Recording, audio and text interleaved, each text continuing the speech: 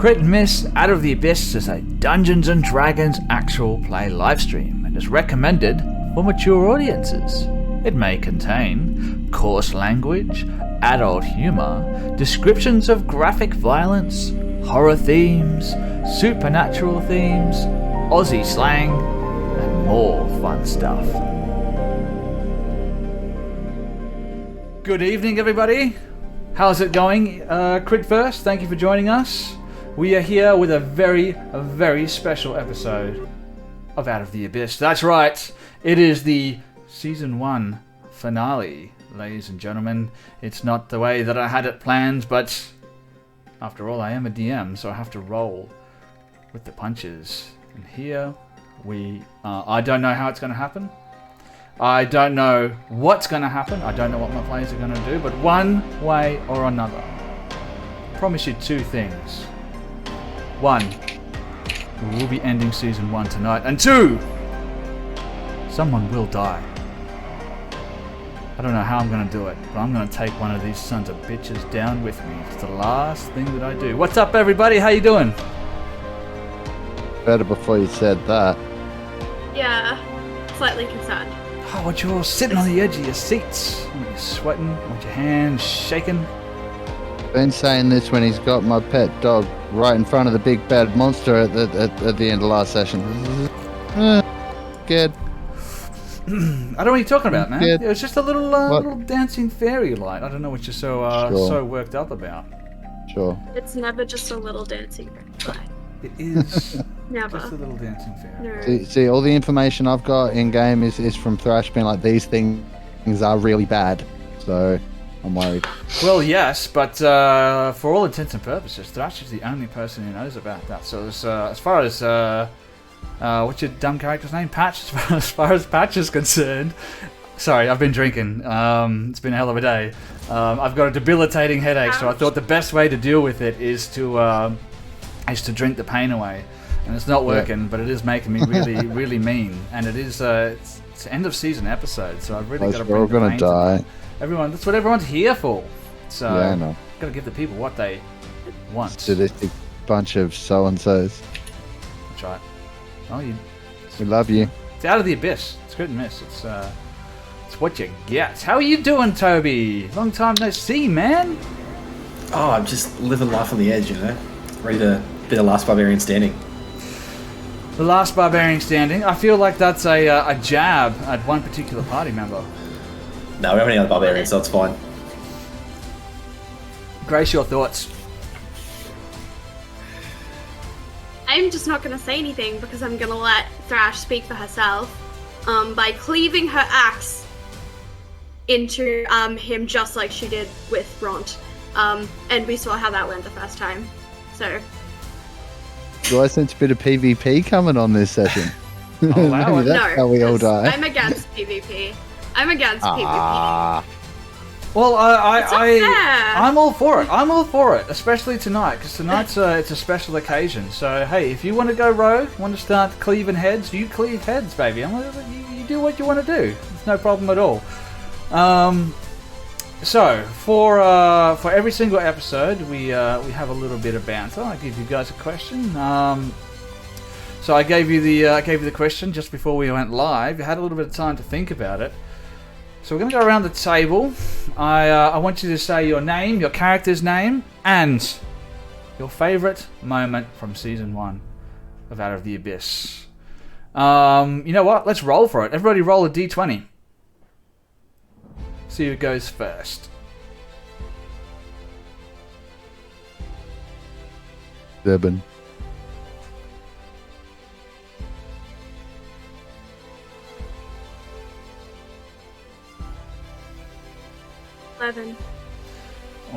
We'll roll again, shall we, Toby? See who goes first out of the two of us. Do it. 15. 3. I should be looking at the game on. Like that. Alright, that'll probably help. Alright, so what do we got here? We've got Pat, you're up, buddy, with a 15. No, that was me and Toby were tied for last. So right, yeah, okay. Yes. Yeah. Okay. So that means Lady Athera Westington, everyone's favourite warlock. You're up, my friend. Favorite part probably.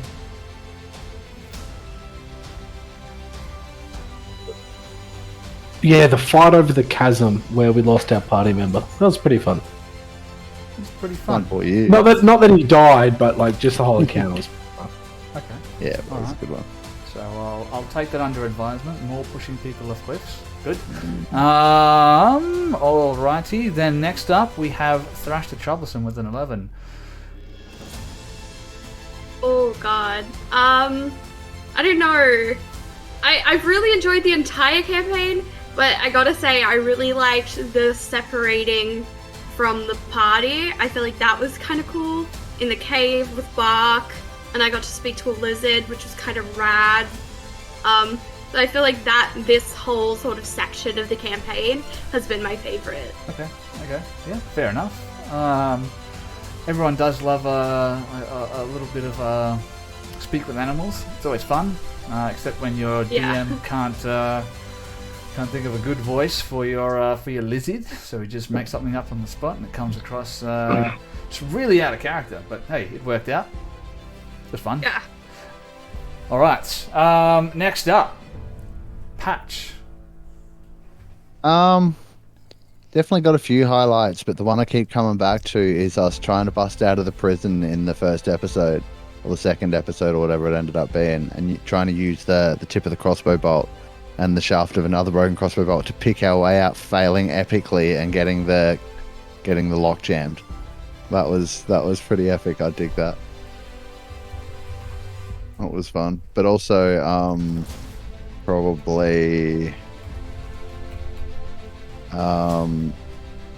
Rash doing what she did with Ron. That was pretty cool. Absolutely. Yeah, that's I've gone back and listened to it a couple of times. That was a really good moment. It worked out really well, and the whole scene was so visceral when Ron came charging at Lady Aethera, and she does what she does best, and just swiped it off to the side, completely disregarding Ron's anger, and then I could just see it from Aethera's angle, just this axe burying into his head. I don't know if everyone else pictured it the same way I did, but I was right. No, in between them almost. I was just like almost straight past my head, just like gone. I'm just like, brain matter everywhere. yeah. It was good. my pulse move, and I feel like I've regretted it ever since because it created like this tension within the party. I still feel guilty about it, Grace does, but I feel like Thrash probably wouldn't regret it. I just feel like that's just something that just would have happened. But he was holding the party down, so... I also think it's real poetic that Serathil died before he'd even fixed the loot string that Thrash broke. Well, you did, make us get into some trouble with Hokkaras. So, Make us what? Earn more experience? No. By learning how to survive the horrors of the Underdark? No. Yes. No. Not even. Alright.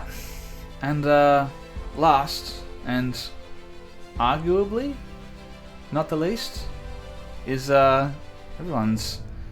I don't know. I'll let you guys sound off. First or second favourite barbarian? Korax, what do you got for me, man? I think, double down on what Ramy said. Thunderwaving a Balgora to recreate the scene from Lord of the Rings with Serathil and Balgora was pretty, top tier stuff. So that's definitely the highlight. Yeah. That's one of my personal favourites as well, and it was it just worked out. It worked out perfectly. The first attempt didn't work out. Serathil fell, and then it was really. I mean, you were in a bad spot, so it worked out. Yeah, I think I was on maybe 3 hit points. I was not in a good state of mind. So that was definitely a large-ditched effort, which thankfully worked out. So, couple of things we have to talk to the listeners or the viewers about before we get started tonight. And like I said, this is the end of Season 1 of Out of the Abyss. But do not despair, because Season 2, we're not going to make you wait that long. We're going to be coming back pretty soon, guys, so don't worry about it. Now, see, the thing is, I had this whole roadmap planned out in my head, but unfortunately sometimes things in life get in the way of your plans, and we're forced to improvise and alter them. And unfortunately, it is with a bittersweet regret that I must inform you all that we're going to be losing two of our players tonight, just due to personal circumstances. So, before we get started, I want everyone to give a round of applause to both Ramy and Toby, because if things go the way that we have planned, this could be their last episode. But then again, who knows? They might be coming back for a little bit of a what's the right word, Mark? What's the word I'm looking for? Cameo. That's right. Yep. I have a horribly debilitating headache, but I'm going to make it work. So they Oh might be no, returning. Goldilocks, we're sorry. We're sorry. Yeah, I'm sorry, but you know what? They might be coming back for a cameo sometime in the future. So if you want to see these two lovely faces again, you're going to need to watch every single stream, because you never know when they're going to be making an appearance. Perseus is still out there. Still a story we need to wrap up, and who knows what's going to happen with Corax and Lady Aethera. Speaking of which, who wants They to run get away the together show? and join the circus after eloping. Well, sound off in the chat, ladies and gentlemen. How you think these stories are going to come to an end? Of course, Mark thinks they're going to run away in the circus. Of course, the Underdark, which is famous for its traveling circuses. Yeah, 100%. Of course. Apologies, thought my mic was off. It certainly wasn't. Hey, it's a season finale. Anything goes tonight. So let's go nuts. Who wants to dive into some D&D? Let's do it. Who wants to roll some dice? Then let's get straight into it. I'll just give you guys a quick recap on what happened in the previous episodes, and then we'll get started. So, the heroes found themselves prisoners of the Drow, malevolent dark elves who make their home in the Underdark, a labyrinthine system of tunnels that runs throughout the entire world of Faerun. A dark and dangerous biome filled with many different horrors. Having escaped their bondage narrowly, they're now making their way through the Underdark, heading towards, presumably, the relative safety of a place called Neverlight Groves. Now, recently they found themselves cut off from the rest of the party, and they found a couple of new friends. Patch, his dog companion Bark, and of course the barbarian Corax. They made their way through a sunken temple which was quickly filling with water, threatening to drown the entire party. They came across a new friend, Glabagul, the sentient gelatinous cube who decided to travel with the party, seeking to learn new things since he was like a babe unto the world, having been recently awoken by a mysterious force. They found themselves swimming through an underground lake, and when rising to the surface they found themselves in a crystalline cave filled with the phasers and a dim light. There they met a Darrow Y, who said he was a member of the... I've kind of forgotten what the name was. The Society of Brilliance, and that they'd been researching rumours of demon infestations within the Underdark. They left Glabagul with Y, moving on, and they found themselves in the Rotfens, an underground bog-like swamp. But instead of trees, it was comprised of damp, dark, musty earth, mushrooms with boughs like trees, and twisted, thorny undergrowth that made it almost impossible to make good headway throughout this swamp-like bog. It was damp, it was dark, it was filled with mosquitoes, and it was uncomfortably warm while they were traveling through this place. They came across a stream where Korax decided to cut off a little bit of the undergrowth and throw it into the water to see what would happen, which unleashed just this massive cloud of mosquitoes, which instantly began attacking them, along with, I think it was 5 sturges, which are like these small half bat, half mosquito-like creatures. They made short work of those, but while they were traveling through the rot fens, someone, I think it was Thrash, noticed these small motes of light which were moving through the boughs of these tree-sized mushrooms, just flickering in and out, barely perceptible. Now, just as the party was finishing off the last of these sturges and mosquitoes, one of these lights appeared behind the party while they were distracted, right behind Patch's dog companion, Bark. And that's where we left off. Did I miss anything, guys?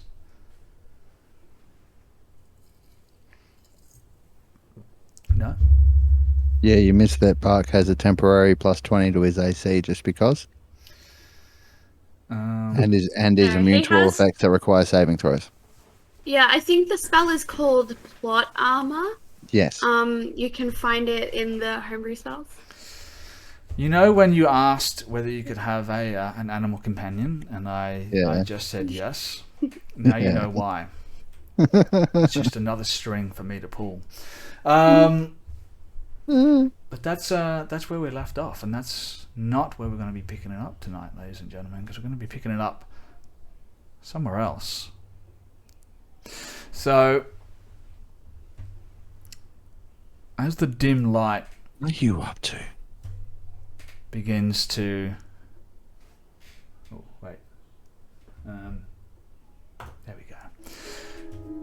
As the dim light... We see a dim light. And we can hear the ringing clarion of steel on steel. And we can see 2 figures clad in head to toe in fencing gear as they exchange blows back and forth with long, slender longswords, parry and riposte, neither gaining advantage over the other. A third figure, an imposing physique clad in grey robes and sporting a featureless mask, circles the 2 combatants, his heavy grey staff ringing against the hardwood floor of the training room with every step. We follow the figure as he walks around the room, regarding the 2 younger men silently, judging every move. And we turn, and we can see a young Shadakai woman sitting cross-legged on a long bench that runs the length of the far wall, her attention fully engaged in a large book that's set in her lap. As the 2 young men in fencing gear go back and forth, the man clad in the grey robe and the featureless mask slams his heavy grey staff down onto the floor of the training room. "Hold!" he says, and the 2 men cease their sparring and step to the side, both of them deftly whipping their swords behind their back. The grey-robed man steps in between them towards the young Shadakai woman sitting on the bench. What does a young Lady Athera look like, Ramy? Very much the same. She's still an elf, so ages very slowly. Definitely in this room, though, posture is paramount, like sitting very up straight, trying to look as regal as possible. And the book in her lap. What's she reading? Oh, the great battles of Phaeron, and just something trivial to try to pass the time. And the grey-robed figure walks over to Lady Aethera.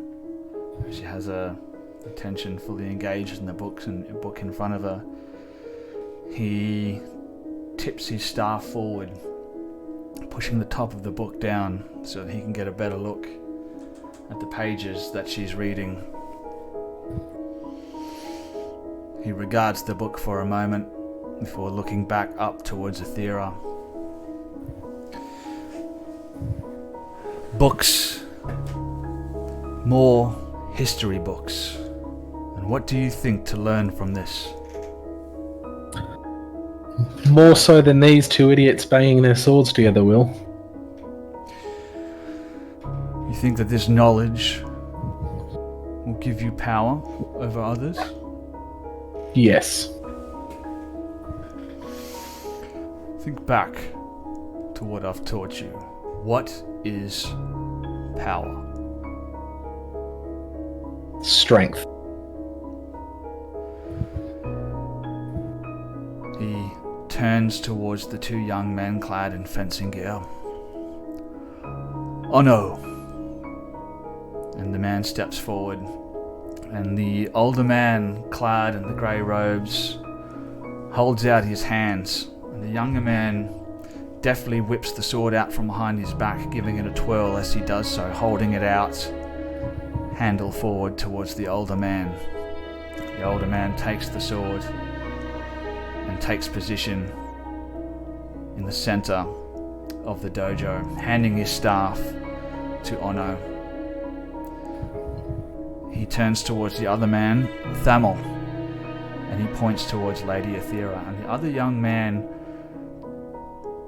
copies his brethren's actions, deftly whipping the sword out, pirouetting it, and holding it out hilt first to Lady Aethera. You say strength is power? Prove it. Wicked. What do you do?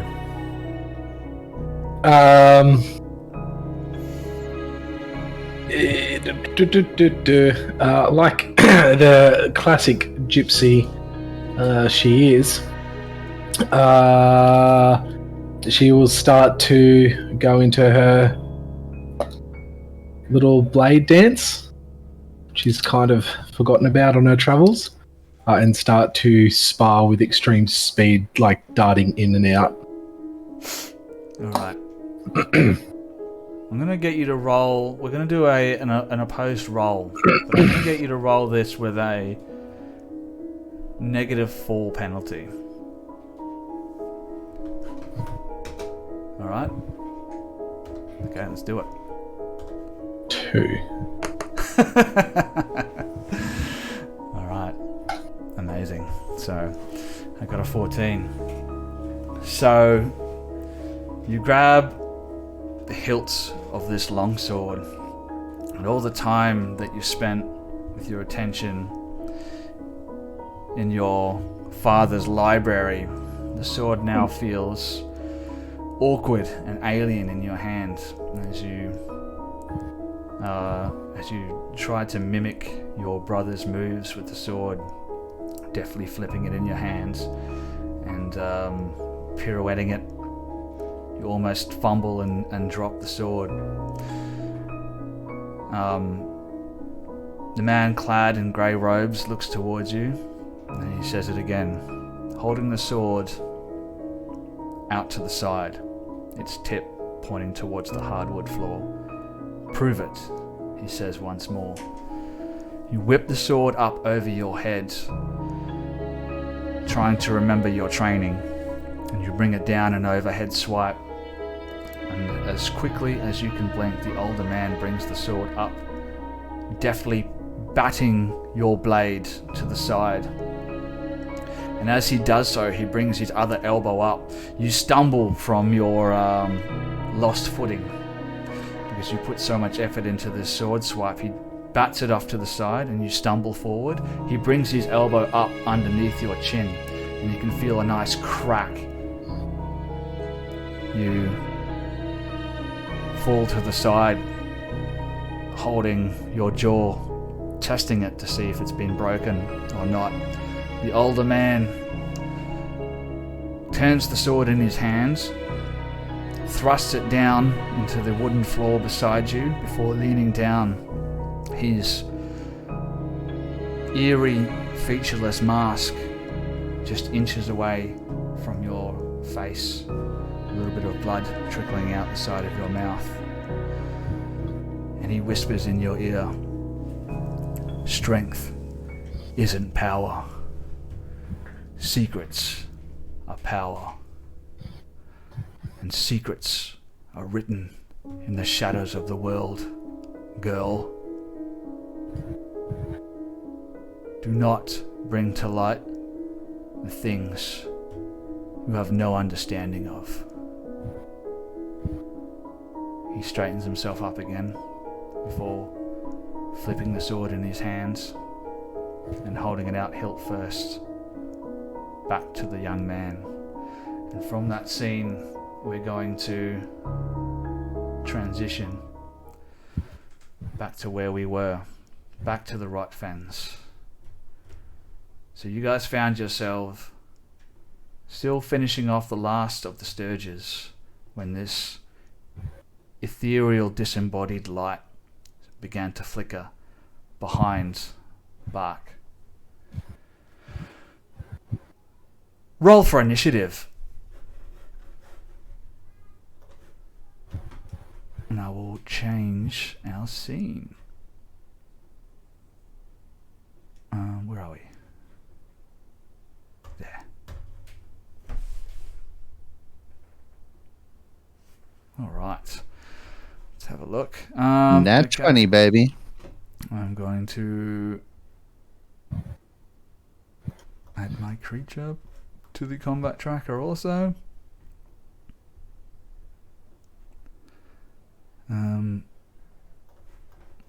There we go. And let's get stuck into it. So, ladies and gentlemen, starting off the top of round 1 of tonight's combat encounter. Let me just adjust this so everyone can see what's going on. There we go. Now you can see a little 20-foot aura that I've placed on this creature. That's just the light that this thing is emitting. This whole area is infused with this dim light from the bioluminescent fungus that's growing along all of the mushrooms and throughout the undergrowth. So, top of round 1, Patch, you are up, my friend. You see this light began to materialize up behind the dog. What's up? Didn't you say pre-game we were going to have Thrash and then the creature or something do something before we got into the actual initiative? No, that's what. That's just off the top of my head. I believe it was Thrash and then the creature's turn. We're just going to roll for initiative. We're just going to go straight from there, just to keep things simple. So, cool. Treating this as a new instance of combat. Actually, no, there's still one of my Sturges alive, so I need to add that to the combat tracker. We're just going to see where that guy ends up. And we still don't have Korak or Jim Jar in there. Or Bark. Bark needs to be added to it. Alright. Korax or Jim Jar. Add him to the combat tracker. Alright, Patch, you're still at the top of the round 1. Let's go. Alright. Just giving Korax a chance. Toby, you're going to roll initiative, buddy? Yeah, roll a 9. Oh, you rolled a 9. Okay. You don't seem to be in the combat tracker. I'll add you to it with a 9. There you go. Alright, good to go. Alright, so just refresh my memory. How are we doing getting Bark to do stuff? He acts on his own turn, right? Correct, yes. So what I'm going to say is you need to give him a command and then roll animal handling with advantage for you to see whether or not he takes your command at this point. So, right. Will that require action, bonus action? What's the... Let's go with a bonus action. Yeah, alright, cool. let me see. I'm gonna 5, 10, 15, 20, 25. I'm gonna come down here to where he is, get between him and the light, and then with my bonus action, I'm gonna be, hey, Mark, get back there with the others, away from the light. So, you want animal handling? You can speak with animals, or they can understand you, or what? Yeah, I have a thing. Let me just double check that. Features and traits. Focus on objects on that. 12 magic. Speech of beast and leaf. I can communicate with, though not understand, beasts and plants, and have advantage on charisma checks to influence them. So okay, so he understands. He can understand me. All right. Yeah. Cool. Roll that with advantage. Animal handling. 17. 17. Yep, that's pretty good. He looks. Bark looks towards you, and he looks back towards the light, and he looks back over towards the water. Now you're not quite sure how far he's going to go, but he understands what you're saying, so he's going to move away from this thing. Yeah, cool. All right, now at this point, did we already make checks to see if we could figure out what these things are? And Thrash was the only one that had any recall, so I'm not going to bother with any other checks. That's I'm correct. Just going to turn and face it. I'm going to brace my shield and get ready, and I'm going to hold an action to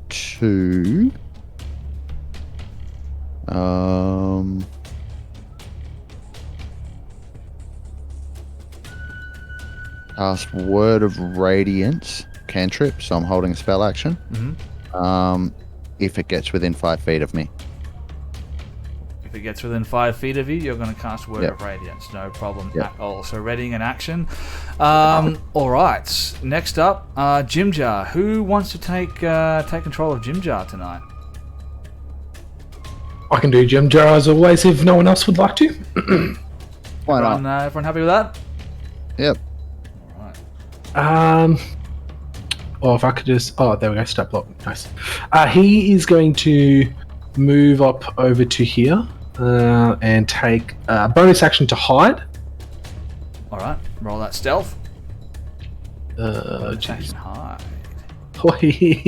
Nice. Okay, there we go. Yep. Pretty good. And then as he's just a part of the mushroom, one with the mushroom, part of the mushroom, he is going to... Can he get a clear shot of this thing, or... Yes, he can. Yep. So he's just sort of under the overhang of this mushroom at the moment. Maybe there's a little bit of undergrowth there that he can sort of conceal himself in, but he does have a clear shot if he wants to take one.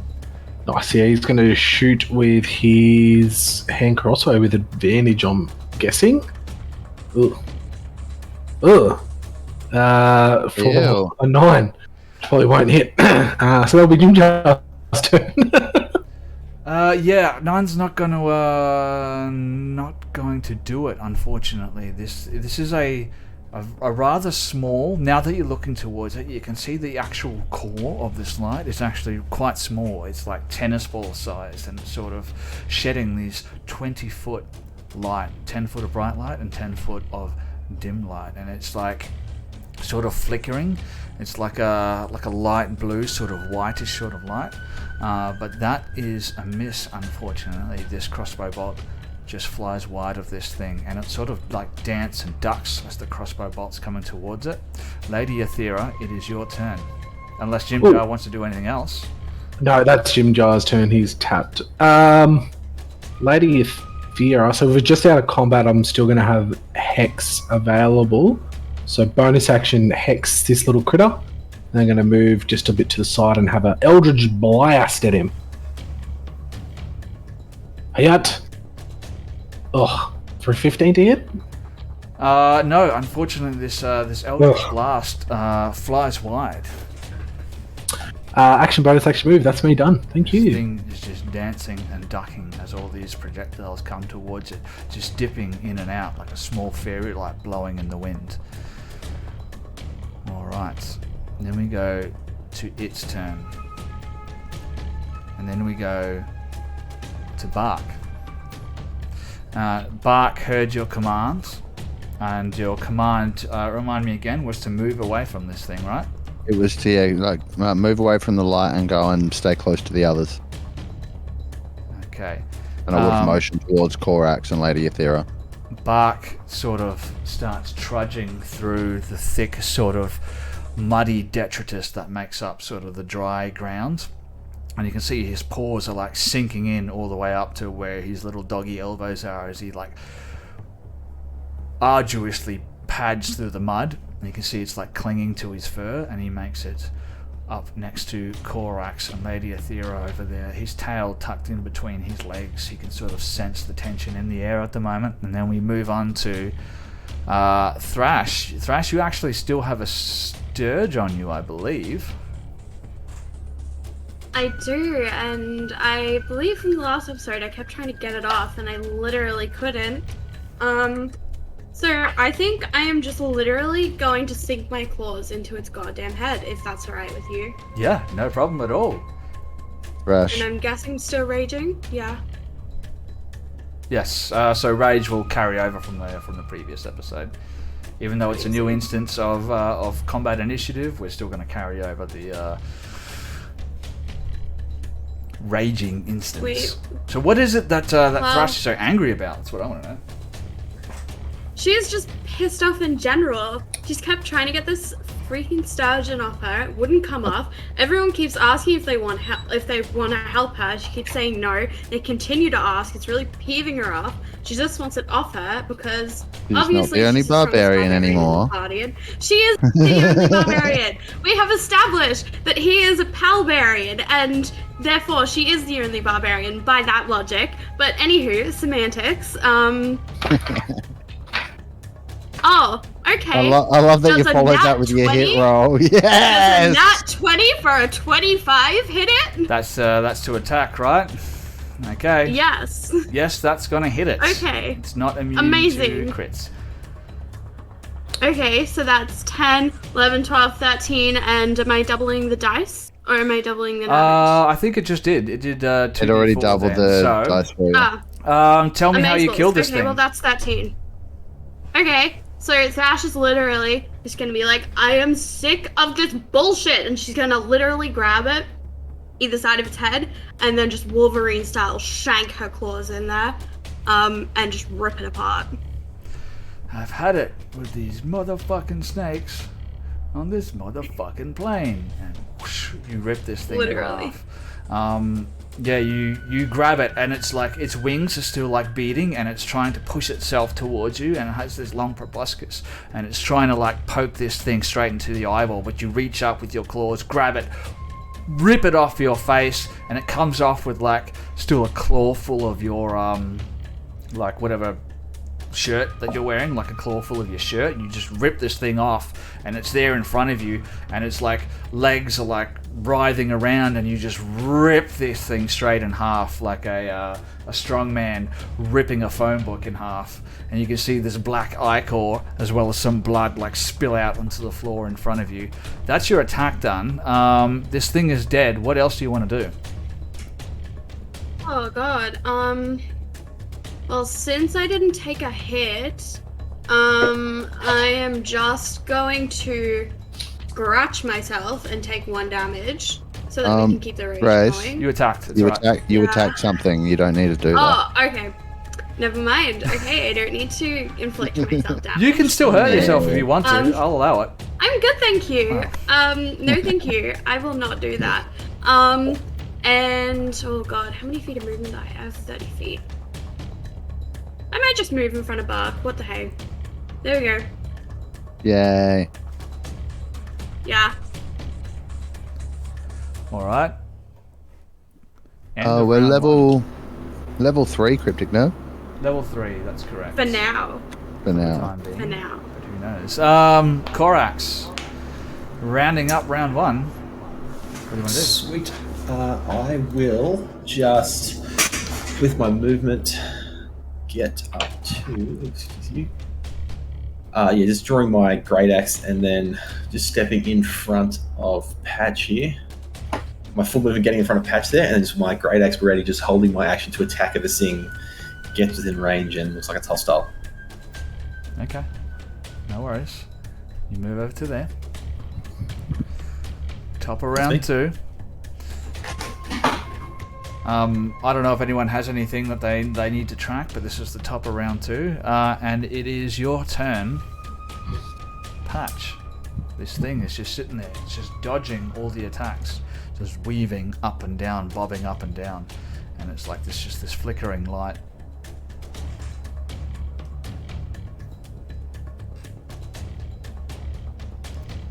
I am going to reach forward and place my hand on the back of Korax's shoulder and whisper a few words, and then sort of like tap my shield against his back as well. It'll glow and flare, and a silvery aura will just surround him briefly. Just not like an extended one. It'll just be like a little shimmer, and then that'll just sort of fade. You'll see the spell sinks into him, and I'm going to cast Protection from Evil and Good at first level. What words do you whisper into his ear? It's like, what you doing later tonight, big boy? It's just like, it's all right. I know you're the bestest barbarian. Oh! Thrash, roll perception for me. Oh, so good. This is beginning to be unfair, really. Like, Well, Patch has been cruising around with Korax for like a couple of weeks now, at least, probably. He's only that just was met nearly a Thrash. nat 20. I feel attacked by the dice now. That is a 5. You don't hear anything. Do the hairs on the back of her neck stand up? Sure. Why not? Alright, so that's going to be my action, and then I'm just going to say, and then let's back up and get close to the others. And so I will take a couple of 2 steps backwards here. I'm not going to go all the way.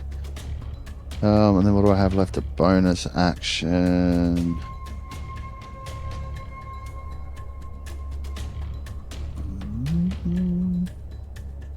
There's my bonus actions. And then I've been waiting to do this. As I step back, Patch is just going to start shimmering and then disappear.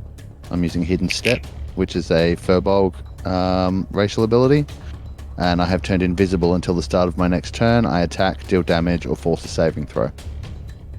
Alright, so basically you've cast invisibility on yourself for all intents and purposes. Yes, for one You turn. guys- And then I'm going to move the rest of my movement back to here after doing that. You see Patch abandon you. He's just gone. He's like, fuck this, I'm out. These things can kill you guys. And he just disappears from sight. Nice. Jim Jar. Alrighty, Jim Jar, the rogue, been hit. He is going to creep on forward again, move over, dart over to this one here. He's going to bonus action to stealth again. Mm-hmm. Oh, for a 12. Now, does that beat its passive? Will he get advantage on the shot? No, he will not. Okay. Well, he'll still shoot. No, he won't. He's useless, and he's just going to stand there. Right. Jim Jar. Another He's miss. usually so good, though. You just can't Yeah. get a bead on this thing. It's the light that this thing is emitting. It makes it hard to see where the actual creature itself is, like where it ends and the light actually begins. So you guys are just shooting these projectiles, and they're just whoosh, whoosh, whoosh, whipping past this thing as it bobs and weaves up and down. Lady Aethera. Yeah, just continue. Eldritch Blast. Ugh. That won't hit either. That is me, as it shoots above this thing. All right. Let me just check something real quick. Boop. So I've just given you access to Bark's stats there, Yeah. Mark. So you should be able to open those up. Yep. So Bark is sort of sitting there, his tail between his legs. He's just sort of hiding behind Thrash at the moment as Thrash moves past him. can't see you. He knows you're there though, and Lady Aethera's just there, just shooting these eldritch blasts one after the other. And as that's happening, all of a sudden, this light flicks into existence right behind Bark.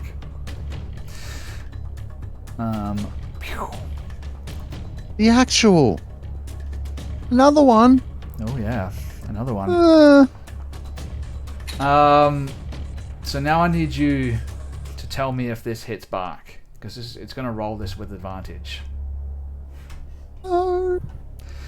Because this thing has attacked from invisibility and no one saw it coming. This thing another light just flicks into existence behind Bark, and as it does so, you hear this like humming sound, and this arc of electricity crosses the distance between it and Bark, almost like one of those plasma lights. When you put your hands on it, you can see just this arc of electricity that connects Bark to it with a... Oh, I've already got it up there. Advantage. Oh, yeah, that's going to be a hit. A 21. No. For 6 points of damage. You hear a loud yelp. I'm going to be treating Bark a little bit like you guys, so I'm going to give him death saving throws. Alright, so you have a chance here. You have a chance. Because that's the creature's turn.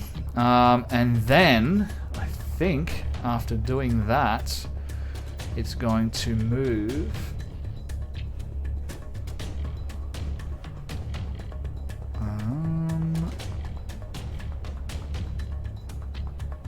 where can he move to?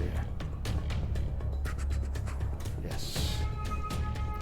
You see this thing as it flickers into life and then shoots Bark with its arc of electricity, and then it just floats off into the undergrowth and disappears from view. Does Lady Aethera get an attack of opportunity as it moves away? Is Lady Aethera carrying a melee weapon, Ramy? Yeah, always. Her Shadow Scythe is her focus. Alright, take an attack. Neat. Hayat!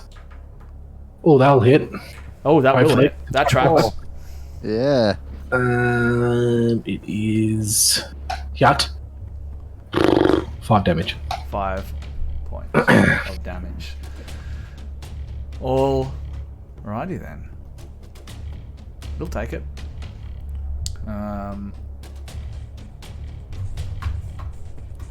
Good stuff. That's its turn. Now it's the other one's turn. Let me have a quick look over here.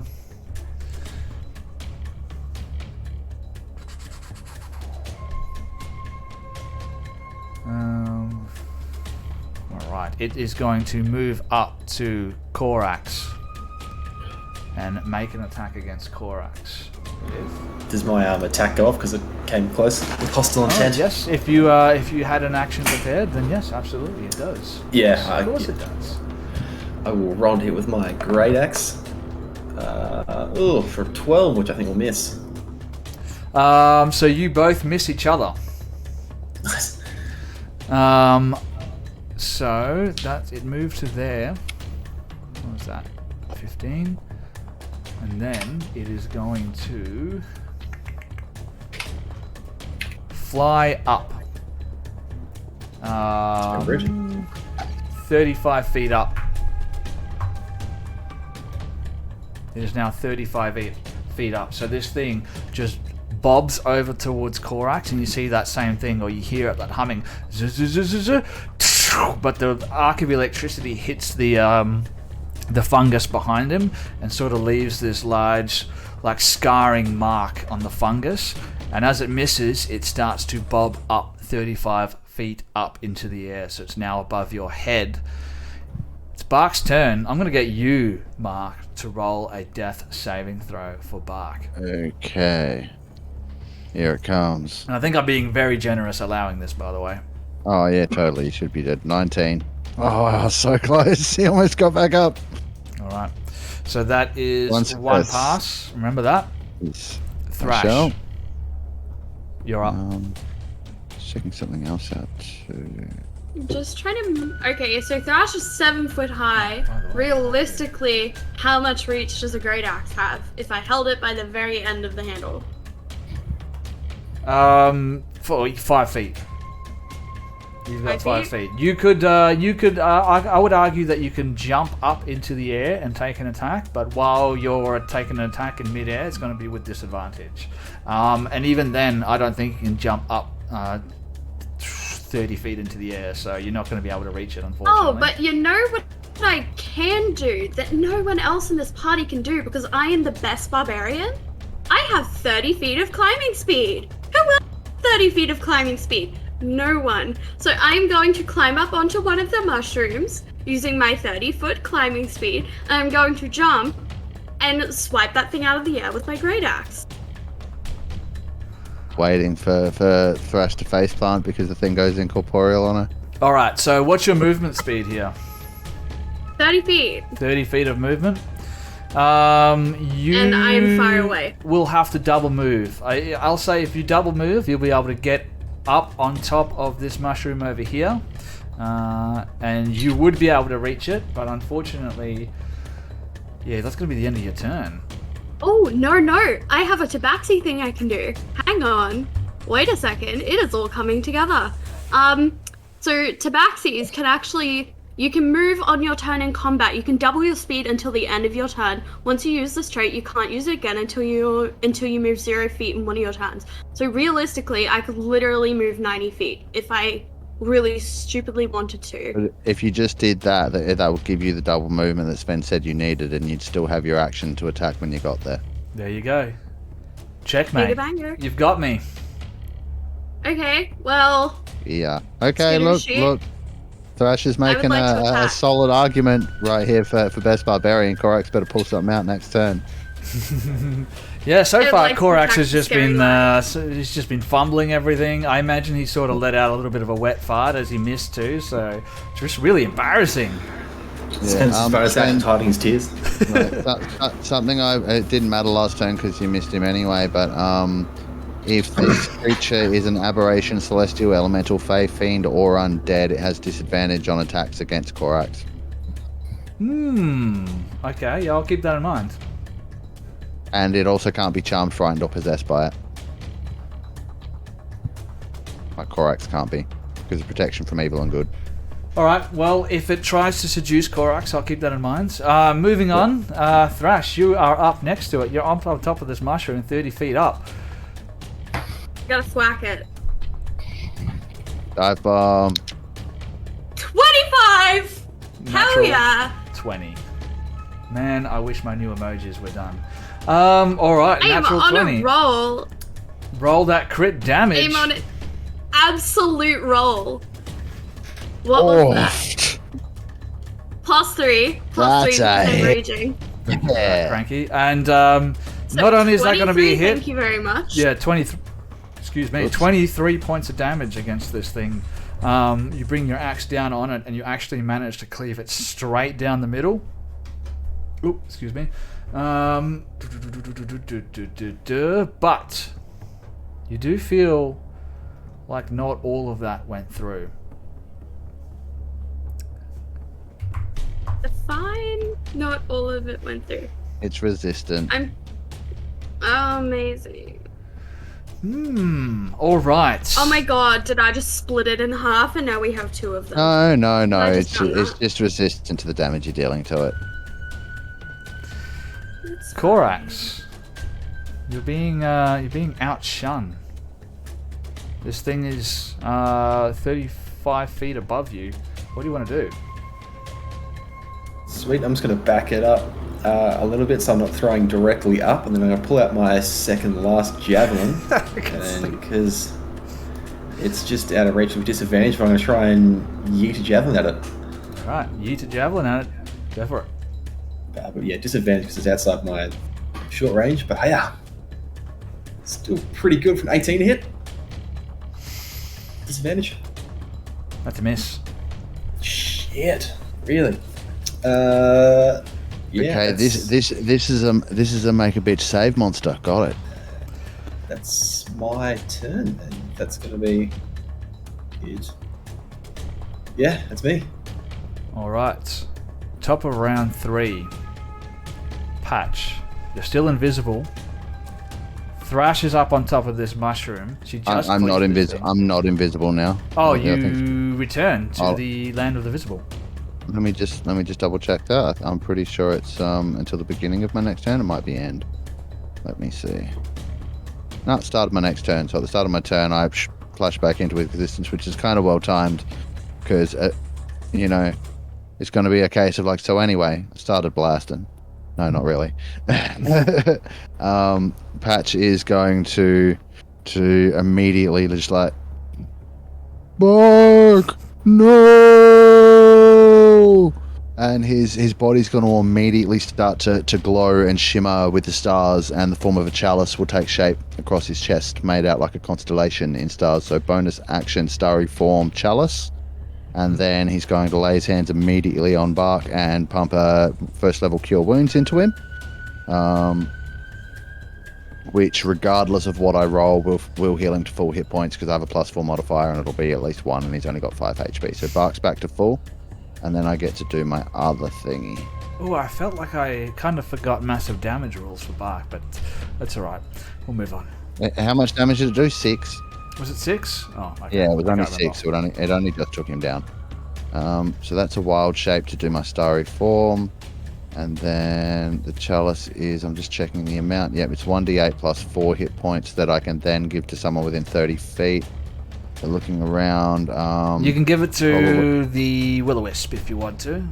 Oh, absolutely not. I thought that's what these were. I'm going to give that to Korax, because he's lowest. So he gets 3 plus 4, 7 hit points back from that. As the effect of the healing spell that I cast on Bark is kind of not exactly mirrored. It's not like a copy of the spell that I cast. It's just it fuels a pool of healing that I can then sort of send to someone else. So it's kind of like as the glow is going into Bark, it also extends out and trickles across the air into Korax as well. I imagine it kind of looks like when you use your chalice ability, and those constellations appear, and you can see those little lines of light that connect the different dots. Imagine it sort of looks like that. You see like a light shine out from Bark, and then you see that line shoot out from Bark over towards whoever else you just healed. Yeah. And both the healing that I'm doing to Bark, and that when that line hits him, I'm sort of envisioning like a swirl of stars that sort of like, you know, goes around the body and does the healing itself. Like that's what it looks like, rather than like a glowing light. It's a swirling points of light. All right, kind of thing. That's what you see. Like that. All right, that's your bonus so that action. is bonus action. That's action. What's action to cure wounds? Bonus action to go starry form. Yep. So all I have left is movement. I'm going to move around to here and do my best to shield Bark from harm, and I'm going to tell him to hey Bark, be on the lookout, buddy. Try not to get hit again. So I'm hoping that he will take the dodge action.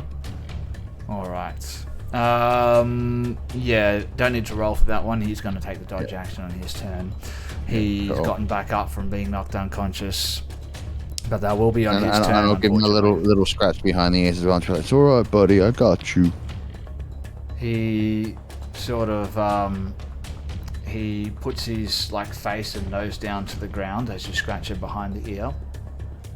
And next it's Jim Jar's turn. Okay, Jim Jar is.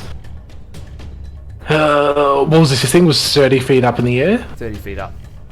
Okay, so yeah, same thing again. He's going to attempt to hide up for a dirty 20.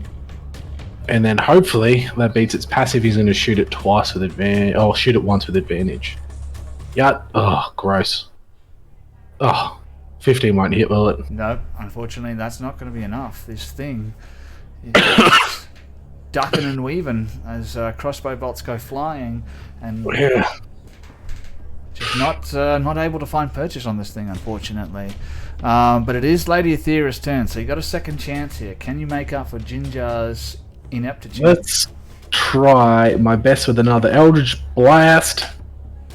Oh, 22 to hit. 22. That is going to be a hit. Now this still has 3 more rounds on it, so a little bit of extra d6 damage for 20 points damage. Force damage as well. Yep, that's 20 points of damage, and that is force damage, you said? Holy shit, man, you are dealing out damage like a champ. That thing, you hit it square in the center, and as you hit it, the light flickers out of existence, and you see like this sort of spongy tennis ball sized husk, and it falls out of the air and lands in the mud on the floor. Yeah. The creature goes down. Nice work. All right. I gotta say, Ramy, I played my first Warlock the other week, or the other day, and I can't help but when I'm casting Eldritch Blast, do it exactly. Eldritch Blast. It's infectious. And then she is just staying where she is, happy with what she has done. And as you extend your hand and these dark coils wrap around your hand before shooting out, you see your signet ring that you're wearing, and as you cast the spell, you feel like maybe it just got really cold for a second, or like it vibrated just for a brief second. You're not sure if it's like a side effect from your Eldritch Blast or not, but your signet ring just went cold for a second. And you see this dull grey spongy husk fall down to the ground. Alright.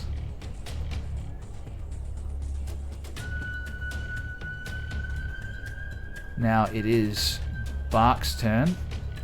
Bark is going to take the dodge action. See, Bark. Did you skip your other creature, or is it just doing something that we can't see? Don't worry about it. Okay, yeah, just making sure you didn't forget it. Bark sort of presses his body right down onto the ground. He's now laying like flat on the ground with his chin down, and you can see like he's just looking from side to side and smelling the air as he's looking around. Thrash, it's your turn.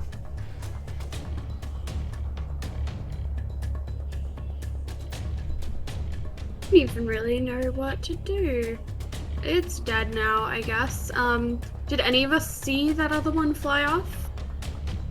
Yeah, I'm gonna say yeah, you did see it. It flew off into the undergrowth over towards the west, and that's the last you saw of it.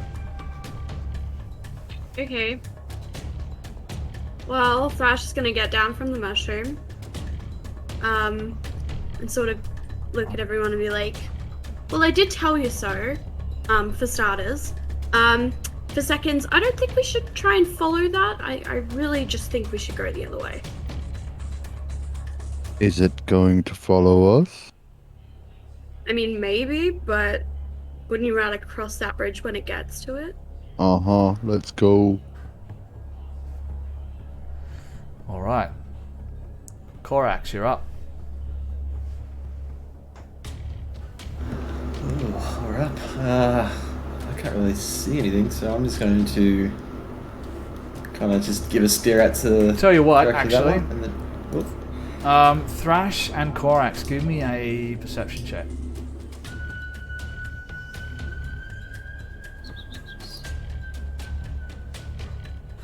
13.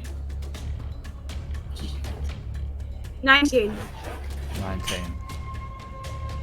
Thrash, you're not sure, but you feel like you can see the air shimmering somewhere next to Bark and Patch, but you're not entirely sure where. But you're not even sure you can see like what you're seeing is real or not. That's all I'll tell you. Korax, what do you want to do? Yeah, threat's taken care of, so I'm just going to keep going about my day and continue on past into the water. So I'm going to go just walking on this way and past Bark and then head into the water. My movement. Alright, this thing takes its reaction Huh? as you move past it to make an attack against you. Does it have disadvantage? Is it a Fey whatever? It will have From- advantage and it will have disadvantage, so it's just going to make Ooh. a flat roll. Where are you? There you are. As you're moving past that area, you can hear that. And it is going to be a 20 to hit. That hits. Hit for. Oh, max damage. There we go. Ooh. That's what we're talking about. I can't see it. I can't read it. 16 points of lightning damage. Ow. If only I'd rolled that on Bark. No. Damn it. No, that is not allowed. 16 points of lightning damage, but it is now visible. And it is Patch's turn. If it zapped me and it came into existence, I'll turn around and have a swing at it. Yeah, okay. Yeah, Yeah. go for it. Because I use my movement. That's right. Yeah, I'm going to just turn around with my great axes, do a two-handed over the head swing for a 21 to hit. Yep, that's a hit. Nice. For 12 points of slashing damage. 12 points of slashing damage. Let me ask you something. Did you record your damage to your weapon? For the acid that damage it took. That's correct, yes. I think that's a -1 damage yeah, and so- 2 hit, I believe. Yeah, it is. So that would be a 20 to hit. A 20 still hits. Okay, and then 11 damage. Sorry. 11 I'm popping it damage. Okay. Alright. Okay, no problem. End of your turn?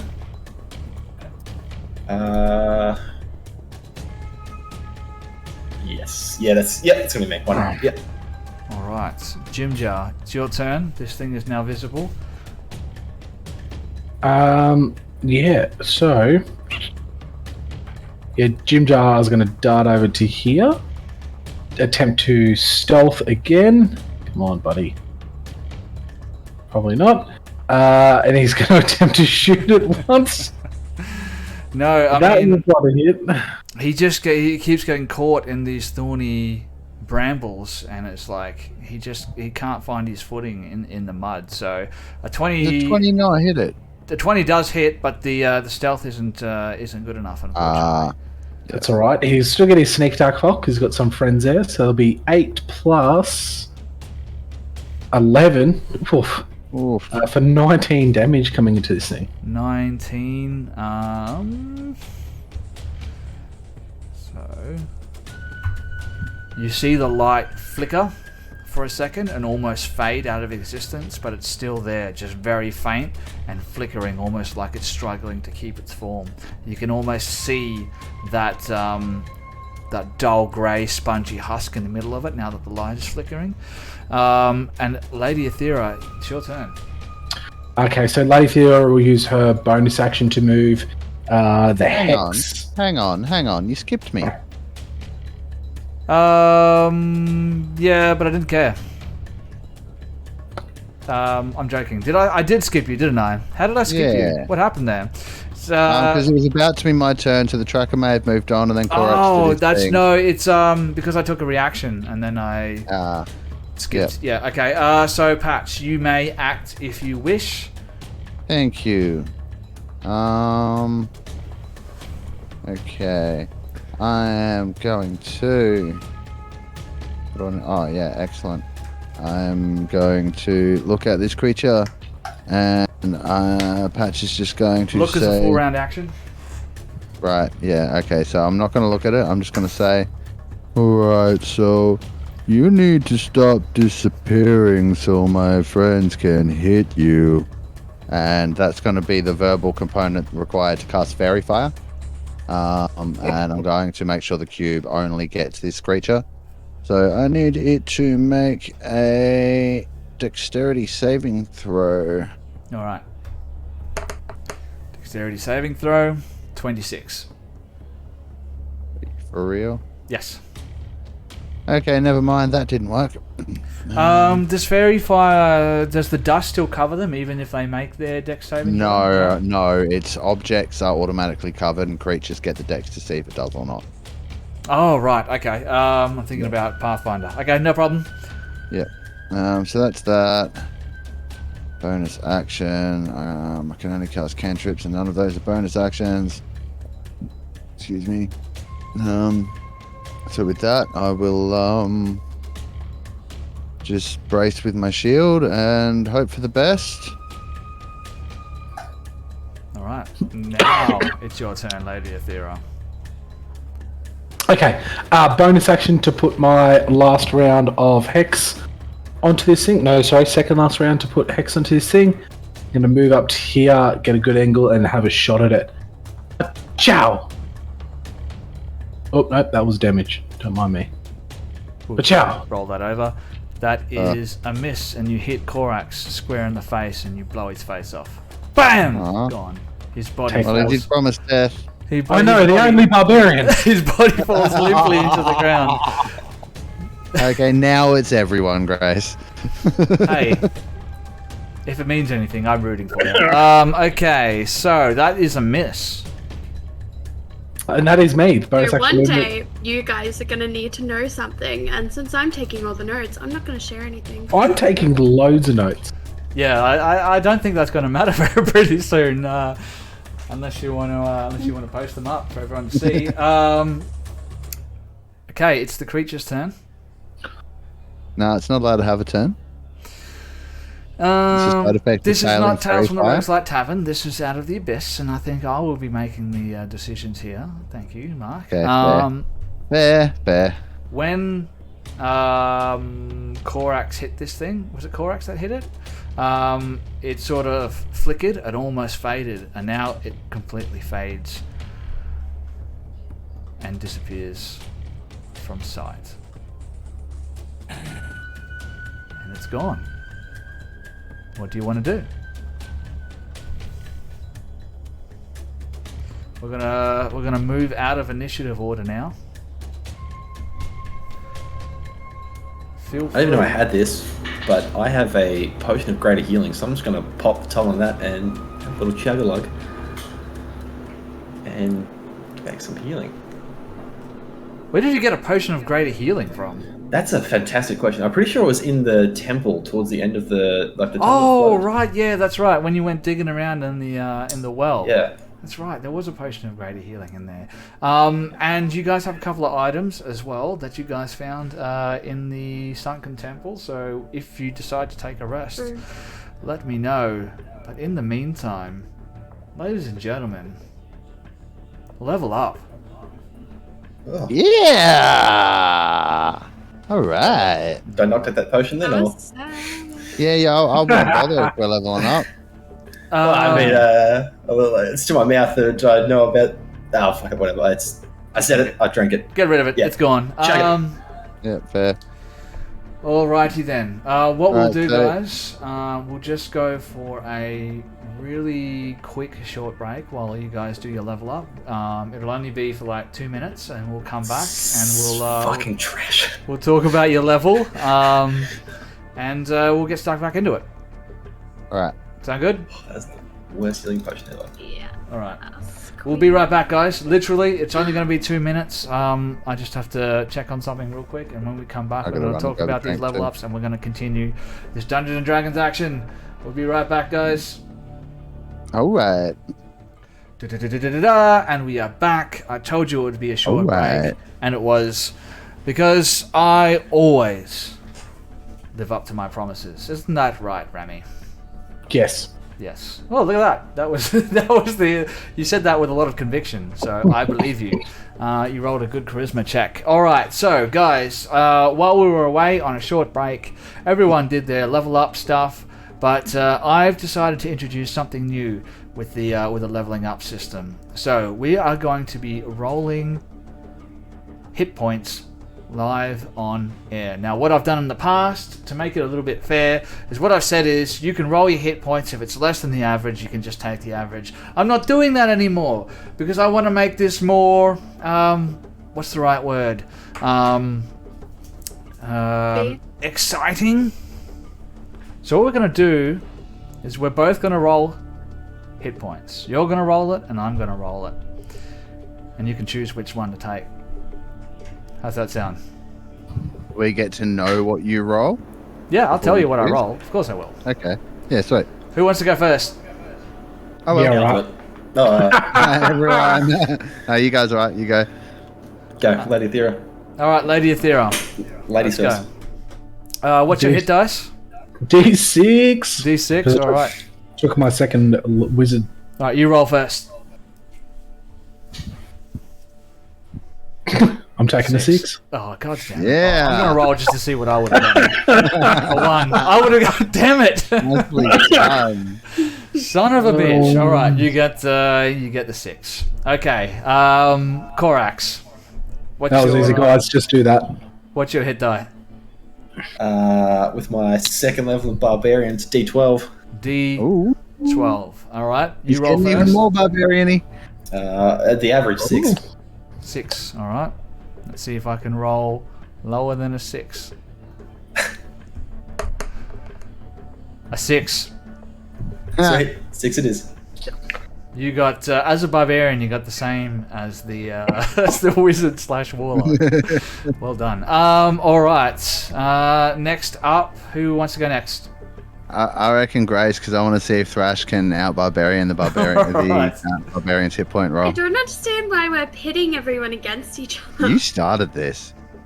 I really did not. You totally did. As soon as another That is barbarian 7. showed up, you started getting all salty. I encouraged Yeah, well, it.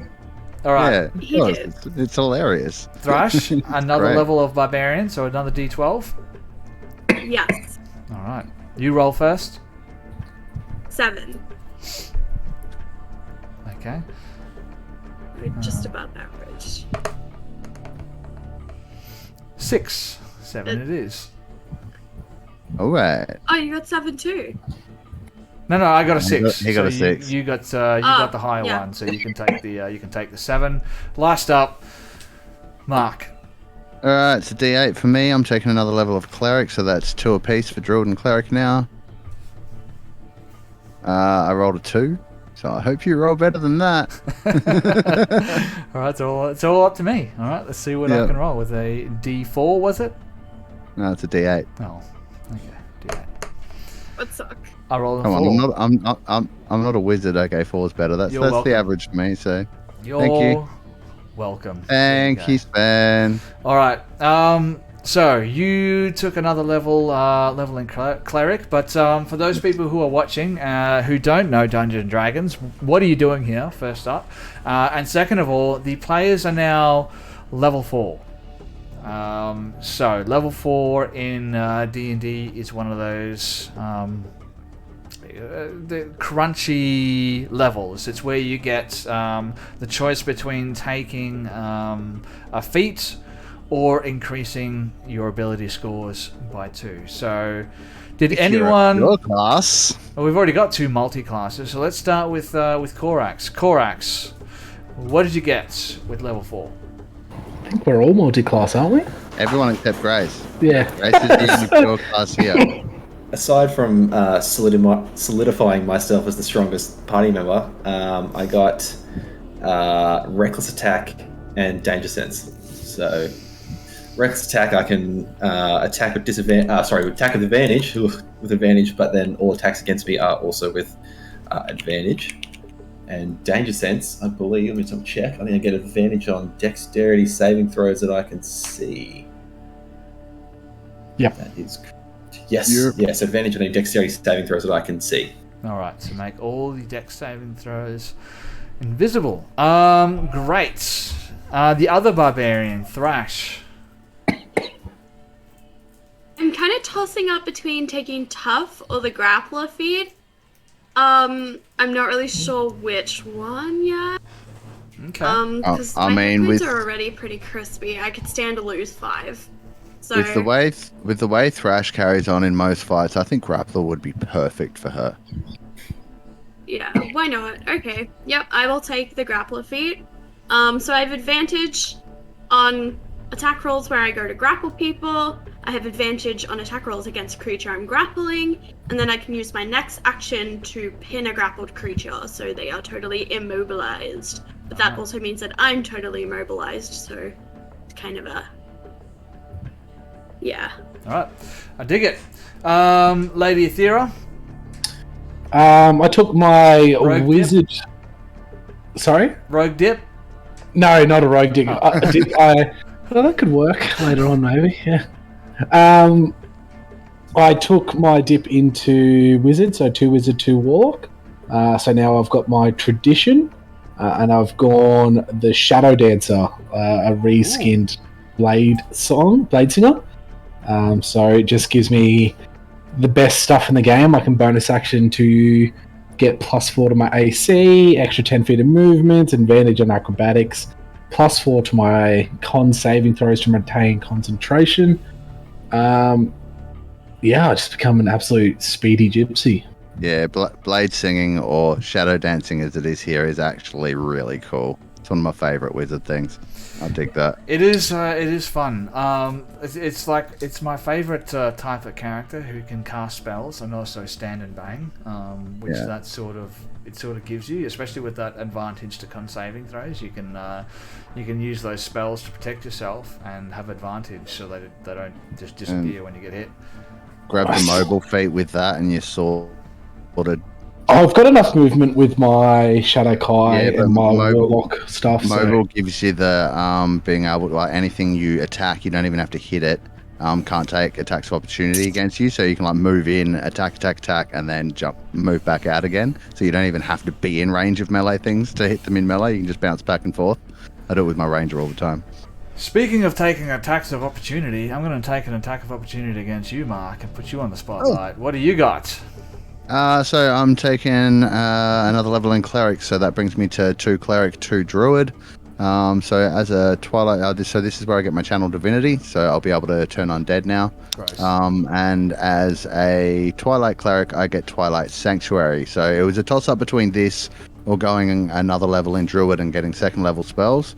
But I feel like this is a little bit more useful. I can use my channel divinity, which I can use once per day, I think, to refresh my allies with soothing light. As an action, I present my holy symbol and a sphere of twilight emanates from me. The sphere is centered on me. It has a 30-foot radius and is filled with dim light. It moves with me and lasts for 1 minute or until I'm incapacitated or die. Whenever a creature, including me, ends its turn in the sphere, I can grant that creature one of these benefits. I can either end one effect on it, causing it to be charmed or frightened, or I can grant it temporary hit points equal to 1d6 plus my cleric level, which is now 2.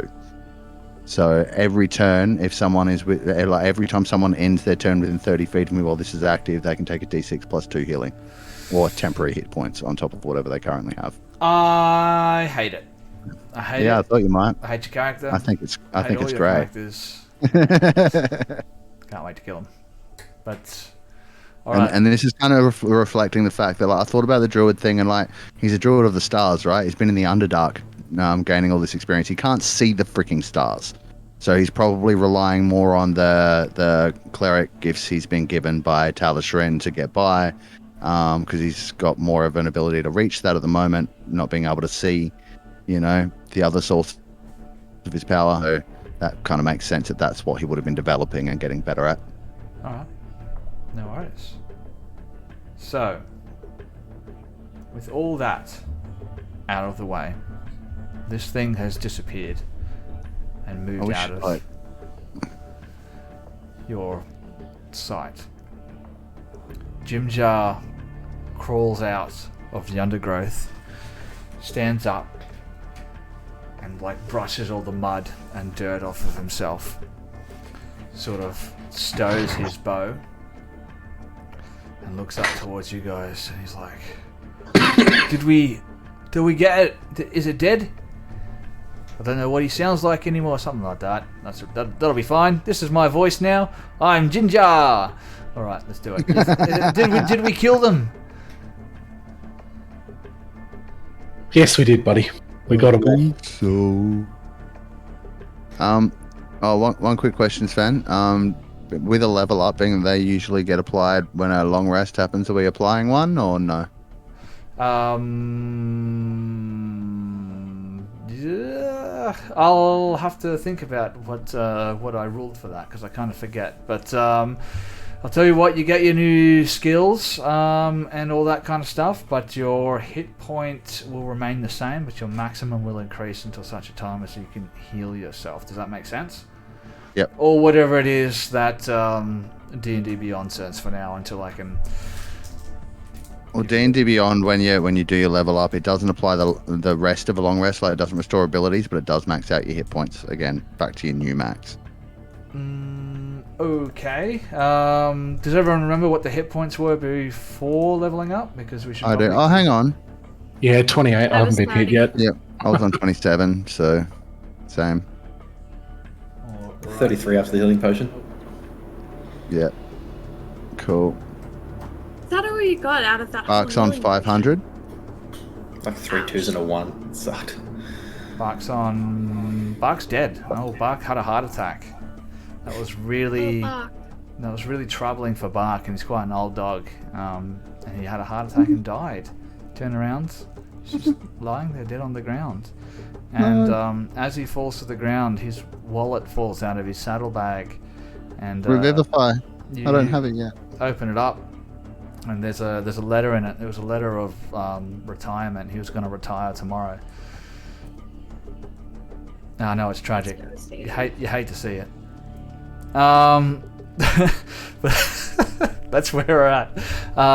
Combat is now over, ladies and gentlemen. What do you want to do? Hey, thanks, Luke. We're gonna need it. Let's have a look at these this mace and that before we forget again.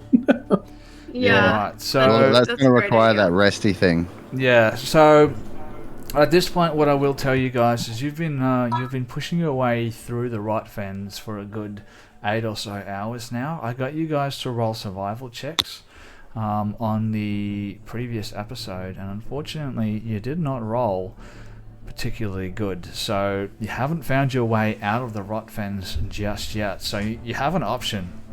You can take a rest in this environment, or you can push on.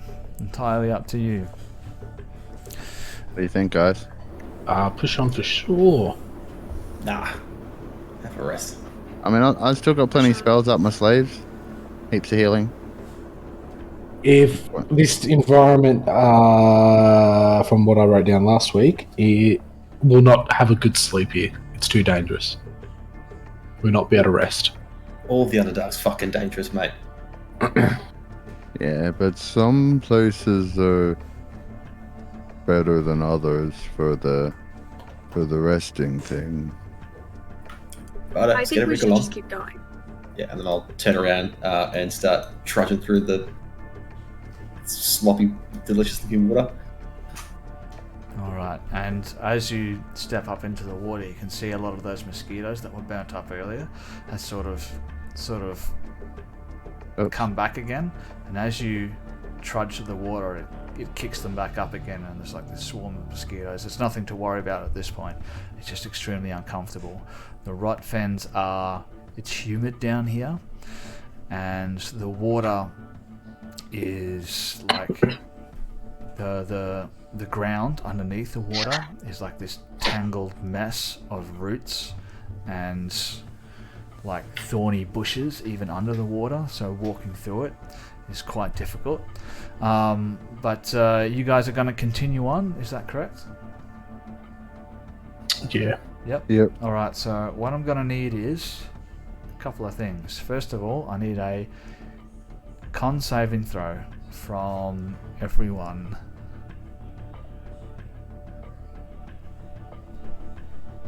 Natural 20 for a 25. Neat. I'm going to use my inspiration and try that again. Natural 20 for a 23 on Patch. And then Buck. Oh my god, no. Oh no, Thrash. So originally I got a 5, and then I Buck got an- re-rolled, and now I have a 7. Oh no. Alright. Buck got a 19. So who got What a waste of less inspiration. than 11? Just rolling Jim Jars now. I could have used that inspiration for a hear me out moment, but instead I wasted it. Jim Jar got less than 11. Alright. Jimjar and Thrash the Troublesome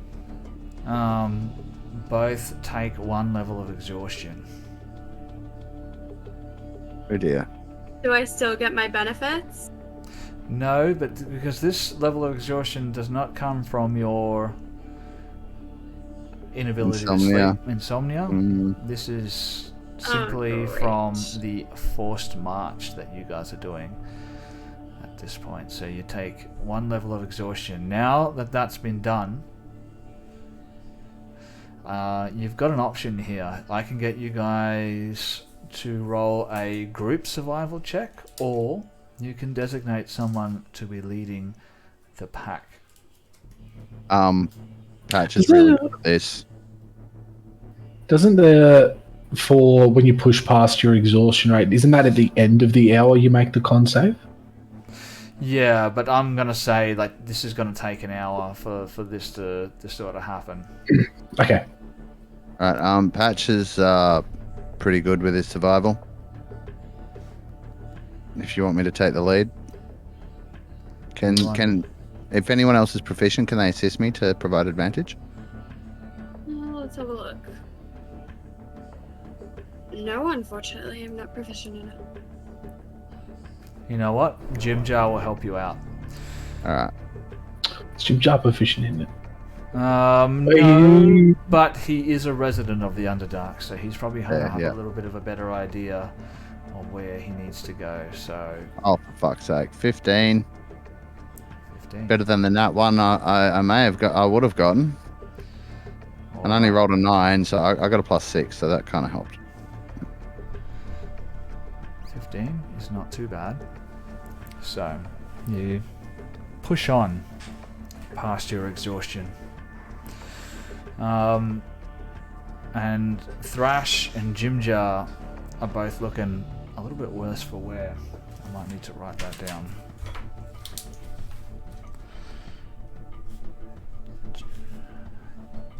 Exhaustion. Is Bark actually dead from the heart attack, or is he? Or No, was that a joke? I was just Yeah, messing with so. you. So, Just about checking. an hour passes, and you come across what appears to be sort of like a sheer vertical wall, and you follow that along.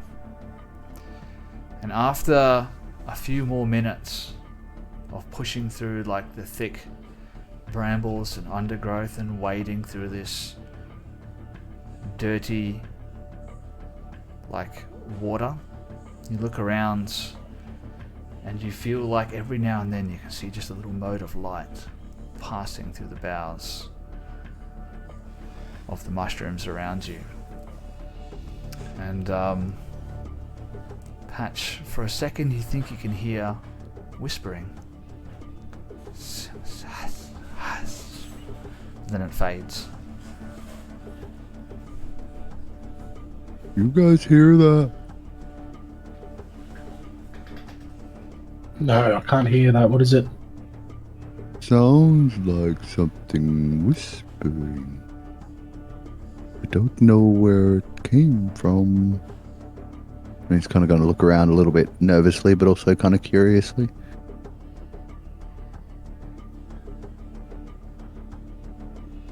As you're looking around, all of a sudden, piercing through the sounds of the trickling water and the sounds of the wildlife, the mosquitoes, somewhere up ahead you hear the sound of a scream.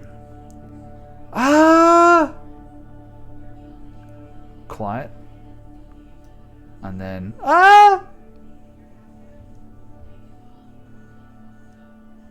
Sounds like somebody needs some help. Or it could be the will-o-wisps. Can they do Just a thought. that? Let's find out. Yep, let's find out. I agree. Patchy, I would give you a little bit of a how's your father before we go in there. Yeah, I got you. Gesture to my scorched arm. Let me see. Let's give you. Does anyone else need healing? Yeah. Might be better if I do it if something happens. Just because. Yeah, just rather than having to explain it, you'd know that if I bonus action go my starry form, I can apply 2 heals for the price of 1. But if I do that now and we don't get into combat, I've wasted it. So I will quite happily use my first turn to heal you guys if we get into a fight. And then I'm gonna then just rub the help burn and rub on the wound, and then give myself all 10 of my lay on hands. Alright, cool. And then what I will do though is lay my hand on your shoulder and use an action before we get anywhere to give you advantage on your next initiative check. Sweet. Alright, mark that down. Yeah. Keep that in mind. Are you going towards where you heard the sound? Yeah, axe in hand, I will lead the charge towards the sound. I'll be just behind, and Bark will be behind me. Alright, so you see as Korak's moving ahead of everyone else, you can see him pushing through the brambles and the undergrowth. And after a couple of minutes of moving towards where you heard that sound coming from, you push into a clearing, and ahead of you you can see that the ground rises up, and there's a probably about 10-15 foot high sort of like embankment, and beyond that you can see the wall of the cavern as it sort of curves inwards towards an apex. What do you do? Just having like a quick look around, can I see any like signs of movement like around the mouth of the kind of cave or anything around there? So in front of you you see the ground as it sort of rises up into like this large hill, this sort of 15 foot high embankment. If you were to climb up on top of the hill, you'd probably get a better view on what's on the other side, but you can see just like beyond that the cave wall. Actually, I need to see if you would even be able to see that. I got 60 feet of dark vision. That helps. 60 feet, well, I'll tell you what. Whew. But I will start to slowly climb that incline as well, though. Yeah, even Lady Aethera wouldn't be able to see it with 120. So I would say that you were following along the wall earlier on. You can tell that it's going to continue on into an apex, but you can't actually see the far side. But you're going to make your way up, and you start like scrambling up the side of this hill. And the ground here is very loose. It's made mostly of like densely packed sort of biological fiber and all that kind of stuff. So every footstep that you step in, you sort of sink down a couple of inches, sort of like walking up a sand dune as you go along, and the mud is caking on your hands and your boots as you go along, and you reach the top of this hill, and you can see it's like sort of a circular or a semicircular embankment which goes like towards the south. It banks towards the south and then back towards the north again, up against sort of the apex of where those cliff walls sort of meet. And down at the bottom of the embankment you can see there's water, murky water, with sort of like this layer of biological matter sort of growing over the top of it around the rims where it meets with the dirt. You can see there's like roots and stuff sort of sticking out at the side of the embankment.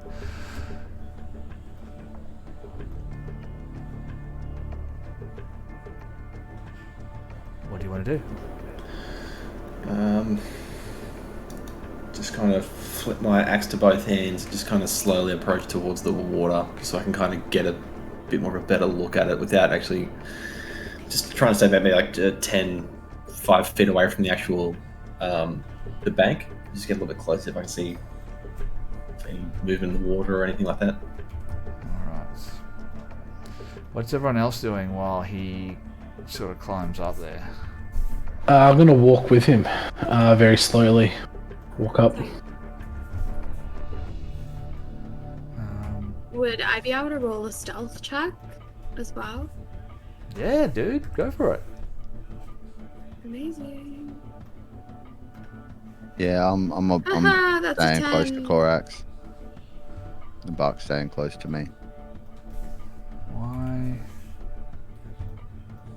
is it not coming up with my creature? This is really annoying. Just struggling with my monsters here. Not my monsters. I'm trying to find Jim Jar, but he doesn't seem to be appearing. Damn it! Alright, so no Jim Jar. Okay, give me a stealth check with a 2 from Lady Aethera. Nice. Nice. Actually, hang on. I need to roll at disadvantage. What does a 2 stealth check look like from Lady Aethera? Just stepping on branch after branch for like 5 steps in a row before she finally stops and just like has a pause and look around. Alright. I'm just going to refresh above VTT real quick. So I can find Jim Jar, because Jim Jar appears to not be in my...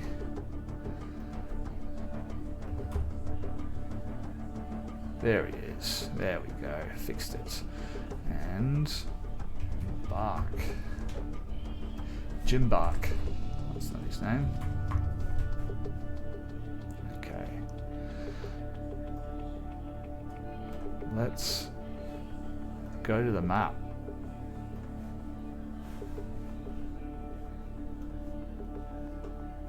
Alright. So, do keep in mind your ability to see in the darkness, because this area is completely dark. Okay, well in that case, I will share my 300 feet of dark vision with the entire party. Oh, you can share it with your entire party. Yeah. Twilight clerics are so busted. Wow. Let me just get the specifics for you. I can only do this once a day, I think, or once a particular rest. What the look at Ellie. hell? Is it That is Eyes at night. wanted, Dark I vision love out it. to a range of 300 feet. As an action, you can share this dark vision with up to 4 willing creatures you can see within 10 feet of you, lasting for 1 hour. Once you share it, you can't do so again until you finish a long rest, unless you expend a spell slot of any level to share it again. So I will mark off my 1 free use of that for the day. 4 The creatures. chat would like to remind us there's a wild magic surge to be used as well. This isn't a spell, so but yes, thank you, chat. So let me see. Jim Jar, I would assume, already has reasonable dark vision. Jim Jar has... Just give me one moment. Jim Jar has... You would probably know that by now. I think it was 90 because he's an Underdark citizen, but I don't have control of Jim Jar anymore.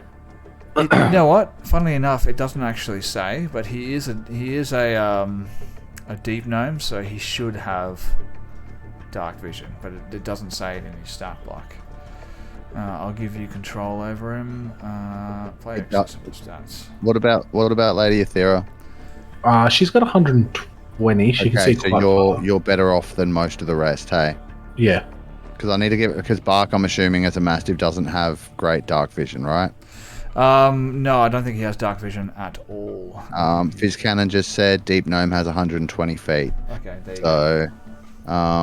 So I'm going to give it to Bark, Thrash, Korax, and then Aethera. Jim Jar can stick with his 120. All right, keep that in mind, guys. 300 feet, so probably the whole map.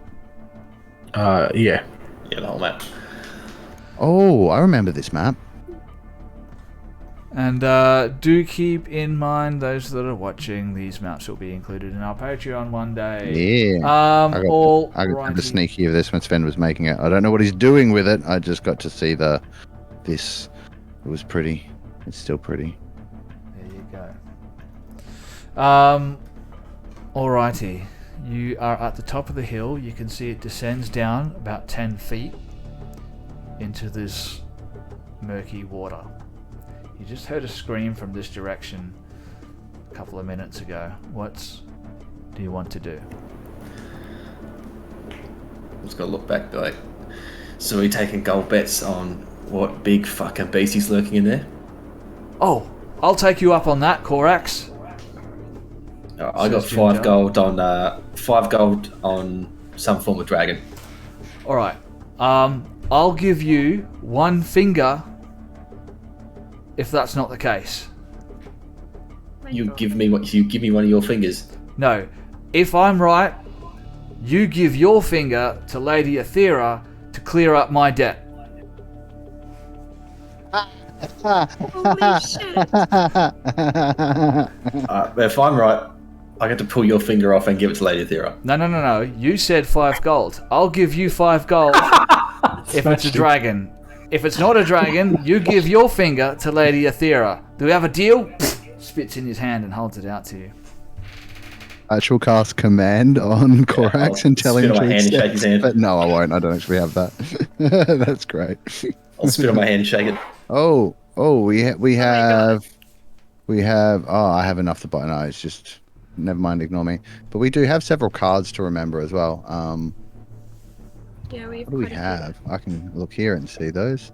A wild magic surge, an advantage, and a guidance or bless thingy. So remember those guys. Do keep that in mind. You shake Jim Jar's hand, and as you're shaking it, he looks towards Lady Aethera with a big shit-eating grin on his face. And he turns back towards you, Korax, and he's like, alright then. You go right on ahead, and we'll wait here, and we'll see what it is. I won't let go of his hand after I'm shaking. I'll just squeeze it tight and be like, let's go check together, shall we? And I'll walk up with him. No. He tries to pull his hand free, but you're a massive barbarian. He's a tiny little deep gnome. So you pull him towards the water, and you get to. I'll drag him up to you. Oh God, Goldilocks, thank you. At your effing 20. Oh, there we go. Let me put that. Yep. Nice and close because we're best friends. Now, please give me one as well. Let's all stick close because all of my good heal stuff works within 30 feet, guys. Unless it is a dragon, then split the fuck up. And you get to the edge there, and what you do know now is moving down won't be a problem, but moving back up the hill is going to be counted as difficult terrain. Okay. Now it goes down. Hold on. Don't. Let's just do a little bit of poking. What are we looking for? We're gonna walk down there to our death? Idiots. I'm just gonna use my eyes and try to look in the area before we go walking down there. Okay, We're just coming up to the edge to have a look. For a 16. Perception check from where you are for a 16. Okay, that's not too bad. And you can see quite well in the darkness. 91 too? Yeah, go for it. Yeah, dude. I'll make a perception check by toe punting a rock as far as I can into the water. Idiot. Alright. Can't wait to take that finger. So with the 16, Lady Aethera, you feel as though you can see something white. You're not sure what it is. Maybe 6 inches long or so, and it's sort of sitting in the water. And I'll draw it for you. That's not right. That's not how I wanted to draw it. That's text. I want to draw a line, and I want it. Scared. How do I change the color? There We're we go. in danger. White. Also that one of the dog sitting in the flaming building. Like, this is fine. It's fine. This is fine. There. Well, it's white, so it still could be a dragon. Can you see that? So Nope. far away. Oh, yep. Can now. Yep. Yeah. It's something, it's about 6 inches long, and it's just sitting up against the embankment, just sort of poking out of the water just a little bit. It's kind of hard to see what it is from where you are. Do you want me to just shoot it with an Eldritch Blast? Okay. And you, That's not and you were provoking. having a go at Korax for kicking a stone into the pond, and now you want Well, to... now we can see something. So, do we want to? All right. It is. I'll Not explain particularly. a couple of things. First of all, Korax, you kick a stone into the water. The stone flies 20 feet or so. This is where we Excuse die. me. Book into the water. You see Since it ripples. splashes, I'm gonna get Jim trying to be like, oh. You know what? I'm gonna roll something for Ginger. You're on the edge over here. Roll for fear. Push motherfucker, I'm taking you with me. He's okay. You sort of do that, and his hand slips because of like the spit in your guys' hands, and he almost falls, but you catch him by the shirt and you pull him back up again. He's like, "Oh, for fuck's sake, Korax! I just saved your life then, mate. You owe me. Don't do that again." And your Eldritch Blast, Lady Athera. I don't know. That was the ask to the. I said, do we want to just Eldritch Blast it? That was more of a question. And one last thing that I will tell you, Lady Athera, or now pretty much everyone, because everyone's got 300 ridiculous feet of idiocy, you can see right up against the northern wall, where that apex meets, you can see a sort of cave, presumably an exit out of the right fence. Presumably. I'm going to cast my Mage Hand. I'm going to step up onto the edge here, and then I'm going to... So I can go 30 feet. How far into the water does it go? Like, is it deep, or is this ankle high as I try to reach in? It's so murky, you can't tell just from standing there how deep the water goes.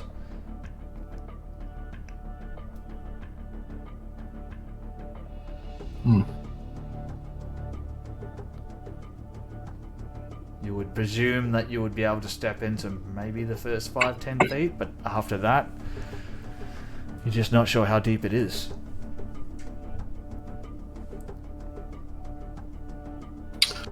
What should we do, guys? Should I just Eldritch Blast that thing we can see? It's probably the safest bet. Yeah, do it. Do it. Yeah. Coward, do it. You won't do it, you're scared. Go on. I'm just going to shoot it Wow. across. We're all gonna die. I was gonna... Roll to hit for me. No. Doesn't hit. It's very small. It's only about 6 inches long. Your Eldritch Blast impacts with the ground right next to it, shooting up a lot of this mud and dirt. Shoots up into the air and splashes down into the water below.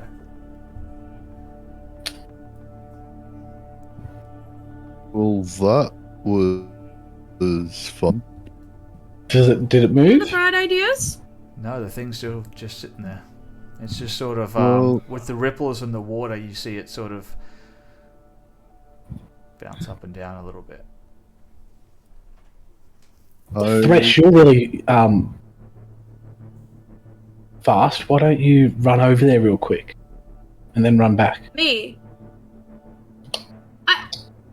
Why Okay, don't I just we don't stick... understand your logic. Forgive me, princess, but you literally just called me stupid for trying to go down the hill. Now you want me to use 90 feet of my movement to run over there and run No, back. no, no. Next to this thing, and I point to the big purple thing. Over this way. I don't know if you can see my ruler. Over that really way. can't. They can't. You need Like to here? double click. I'm tapping it. Hey Like, yeah. guys. Why don't we all just move carefully around and have a look a bit closer of what the thing is, and also if we're close enough to that cavern, I can throw some fire in there and try and light it up so we can see what's through there. No, I can have a look at it. I mean, it would only take like half of my full movement to get over there. So, why not? I'll do it. I'll go have a I little think we squiz. should stay close together. Now, I want you to be very specific. How do you go there? I am going to roll stealth. If that's alright. Okay. Even though that went really crappily last time. Roll stealth. 26. Nat 20. Okay. Tell Okay, me so Thrash proves herself as the assassin. which way you're going to get there. Oh god, now that you said I have to be specific, I'm slightly concerned.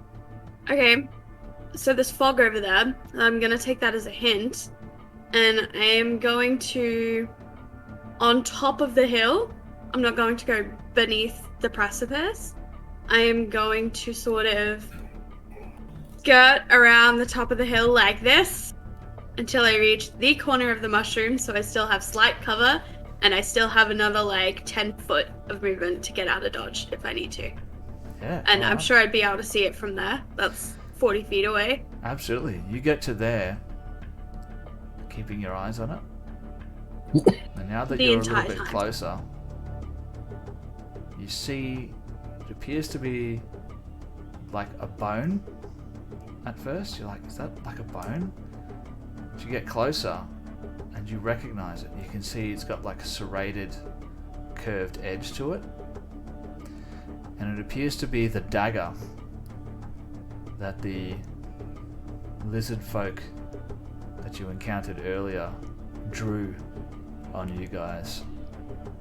And it's just sort of floating there, caught up in a tangle of reeds and shit on the side.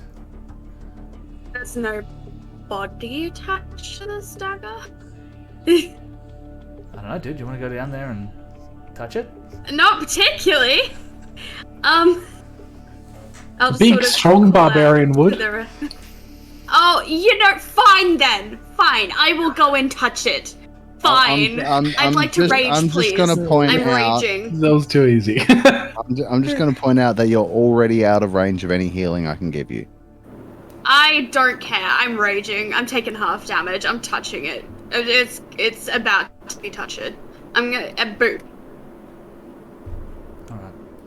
So you approach the edge of the water there, and you sort of have to make your way down the embankment, sort of feet first, but sort of sliding down on your butt, like grabbing hold of the like the roots and shit that's sticking out of the side of the embankment as you go along, just so you don't slip straight into the water.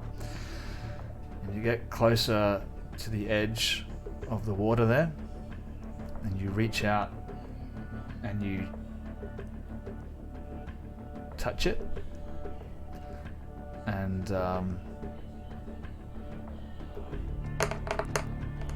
yeah, you just touch it. That's what happens. Wasted a rage on this?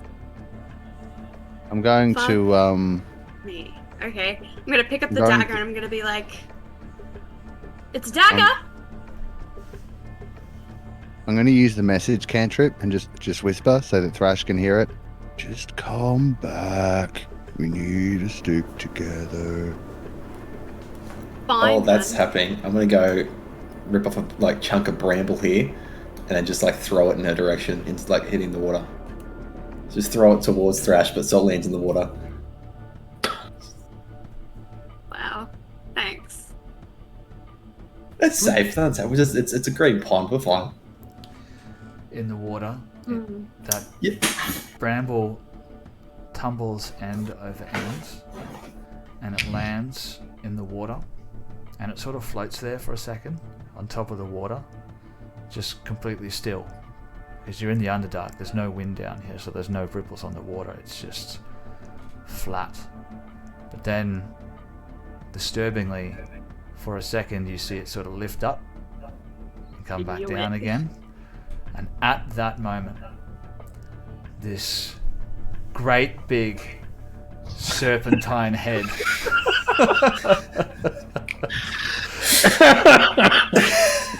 erupts from the water. I knew it! Long, sort of like what you would imagine the Loch Ness monster to look like. Just splashes up out of the water, reaching towards you, but it will not get a surprise round. And it looks like that. Thresh, look out! Oh no. Oh no. It's a mother freaking Hydra. It's a three-headed dragon. It's a Hydra.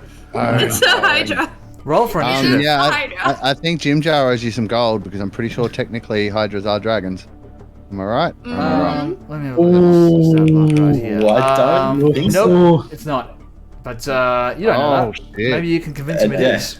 Jim knows about that. Give me a finger. I know that. I'm the smart, learned woman. Corax, don't forget your Come take it, you advantage. bitch. Yep. You Natural finger. 20 again for Patch. Oh. Thrash, watch out. Terrible, with advantage. Fuck's sake. I despise each and every one of you. I was one saying don't go up there, stay back here where it's like we should need to stick together and you hate me. She can just run away real quick. She can get back here in 90 feet. It's fine. Just disengage and... I can't! He has to I've gotta spend use no turn moving movement. 0 to get that back again, otherwise it's... No, because she went over there and then did stuff, so it has been 6 seconds. This is messed. I mean, We're gonna die. yeah. I'm gonna Maybe die. just you. So We'll Yeah, be is this fine. why you There's- we did have a- this? We should You be guys- chewing on the bar while we no. run away. We're all sweet. This is why we did I've got a this. ranged You attack. guys did this because you know I'm the strongest barbarian. You were like, let's send her over there to kill her off so that we can leave the weaker barbarian alone. That's why you did Yeah. this, and I respect that, but also no. I think... Is it this? I- Not really I- the strongest I barbarian, more the maintain- best chew toy. I still maintain that I said we should stick together. Well, no one listens to clerics. Yeah, it's true. full disclosure, Yeah, that's true. it was watching everyone else. Then when sort of Thrash moved over there, she moved there stealthily enough to avoid its gaze. When Until the Korax, stick got thrown. yeah, until the stick got thrown, it looked towards the stick, and then it was like, oh, hello, someone on their own. Right. There we go. Awesome. Top of round one. Well, no, Fucking we'll tick it off. spectacular. I'm not going to mince my words here, ladies and gentlemen. This is the most difficult combat you've faced yet. So, and you're debilitated with Spectacular. various conditions, such as Yeah, we exhaustion. really should have rested, guys. This is great. But No, we're going to kill this dragon, or better yet, we're going to tame it and have a pet. you can Hydra. see the exit Yes. is right there. Top of round It's a one, great idea. Patch. Alright. Seeing this thing, Patch is gonna shake his head and just be like, I told you guys. Okay, it's alright. We got this. And then let me see.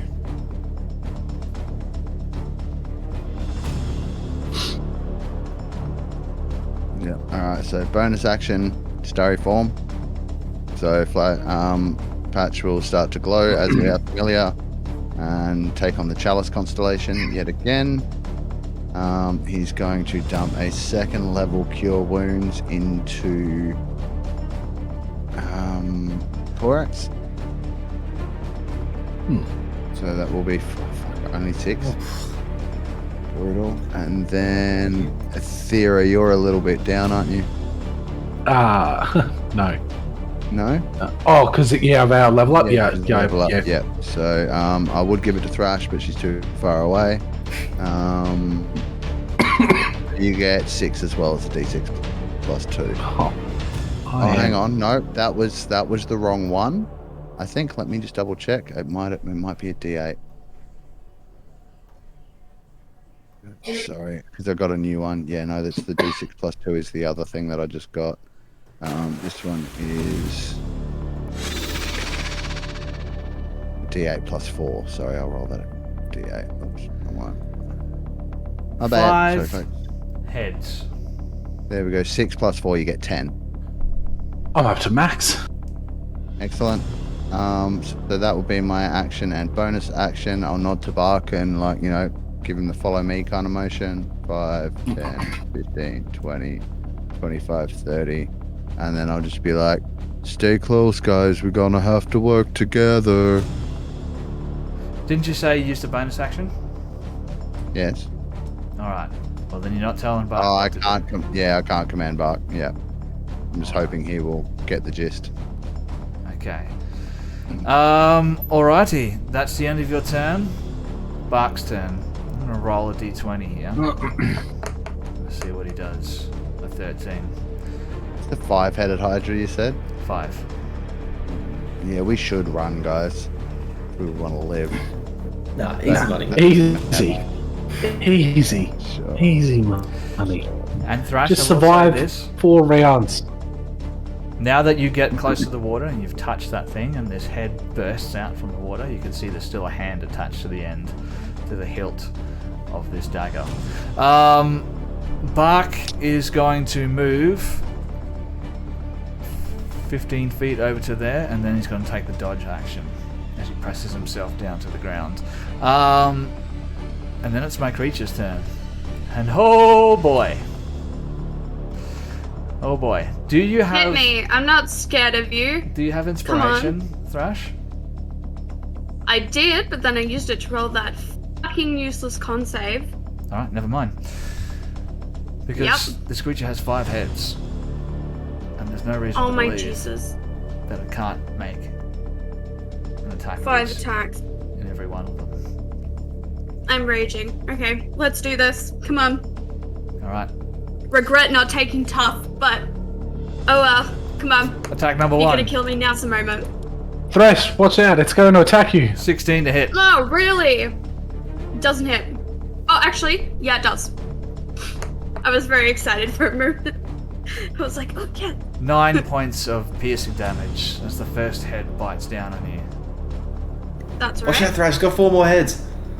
Second attack. You can all just shove it, literally. The worst people. The worst. 24.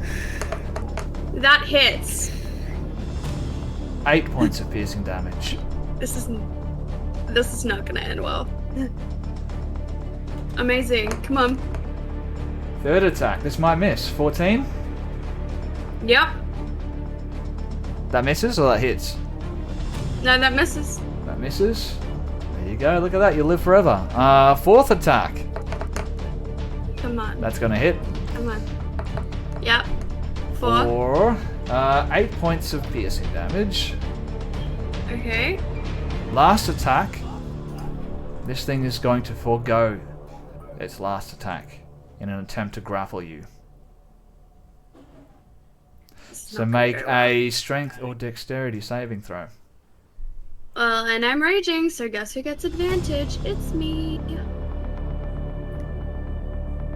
I'm obviously gonna pick strength because I'm a barbarian. That's what I do. Oh my god. That's a 14. I'm guessing that does jack. Let me just do this. Oh, you're so lucky. You're so lucky. The last one misses, unfortunately. That's the end of its turn. Jim Jar. What do you Alrighty. Jim Jar is going to use his cunning action to run over to here with a bonus action dashing. Then he's going to have a shoot at the Hydra. Now, Deep Gnomes have got a little bit of... So he's going to be more back this way. They've got a bit more dark vision. Now, does it have more than the Hydra? If so, it will be shooting outside of its sight and have advantage on the shot. That's a good question. Let me have a look here. As the Hydra can't see him, so he'll be shooting from an unseen position.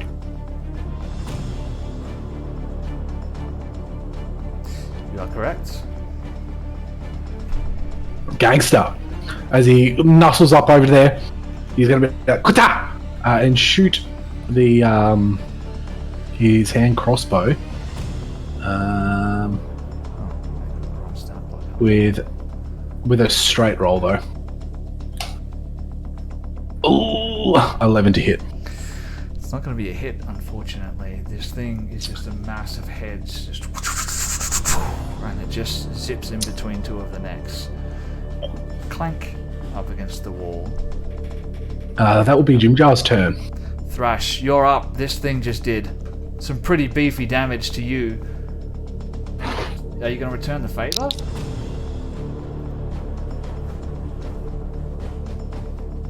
Fuck Whack it and then run. Unless you want to I'm use your not action to whacking it. disengage. Why not? Because I'm out of attack of opportunity. It's not going to attack me. No, you're not. It's got reach. That's why I was able to hit you from there. It's not within 5 feet. It's It doesn't like have 10 to feet be. away. Its reach is 10 feet, so because Mhm. otherwise it wouldn't have been able to Okay. attack you from there. Right. Well, I'm going to use my action to disengage. So we've disengaged, and now I'm No, getting the Thresh! hell out of dodge. Keep it over there! No! No! No, no, no. And did I mention no? You're Just tank it! Tank the Hydra! 17 hit points left! You tank it, princess! I hate to be that guy, Thrash, but moving back up the hill is difficult terrain. This is correct. I've got claws. I have a climbing speed. Oh yeah, so you do. I'll allow it. Yeah. Thank you. Darn tootin', you'll allow it. I'm not dying. It's not Get back in there! You've got this! No, I don't. Suffer in your jocks, mate. I'm moving. It's not happening. Okay, I've moved. I'm staying. I'm back. We're getting the hell out of Dodge. This is not happening. Korax. No, we can fight it. We can fight this. Thrash has No, just we can't. retreated from this creature. Now's your chance to prove who's the real barbarian you around can- here. I hope you all die. So I hope you'll the die. only barbarian of the party will move up. God, you're getting closer. Well, look, to be fair, a real barbarian wouldn't run away. This is true. Oh, a real barbarian would die then. Yeah, that's a great plan. Let me just die. I'm on my way to heal you. Well, you know what? No. At least now my job's easier. I'm not actually complaining.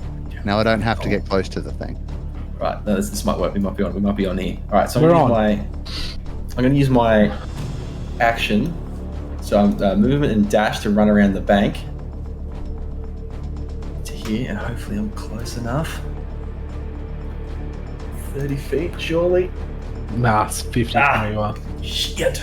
Damn it.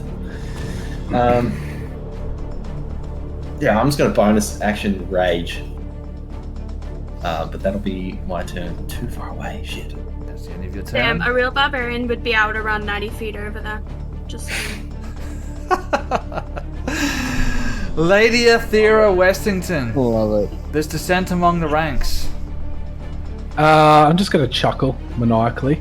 And then hex it as a bonus action. Nice.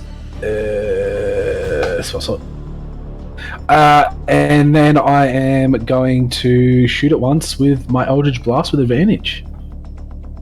Ow. Hiya! Sick. Alright, roll that damage.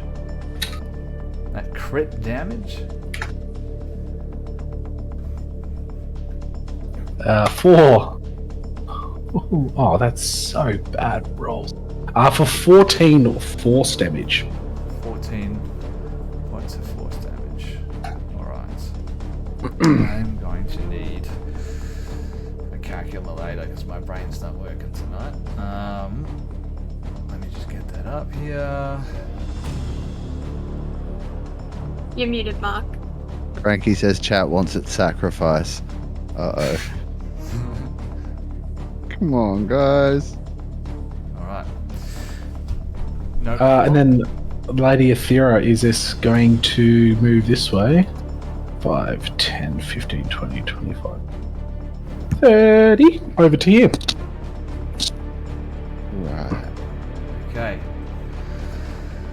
End of round 1. You know what? I should reset that. Just cycle through everyone. There we go. Patch. Alright.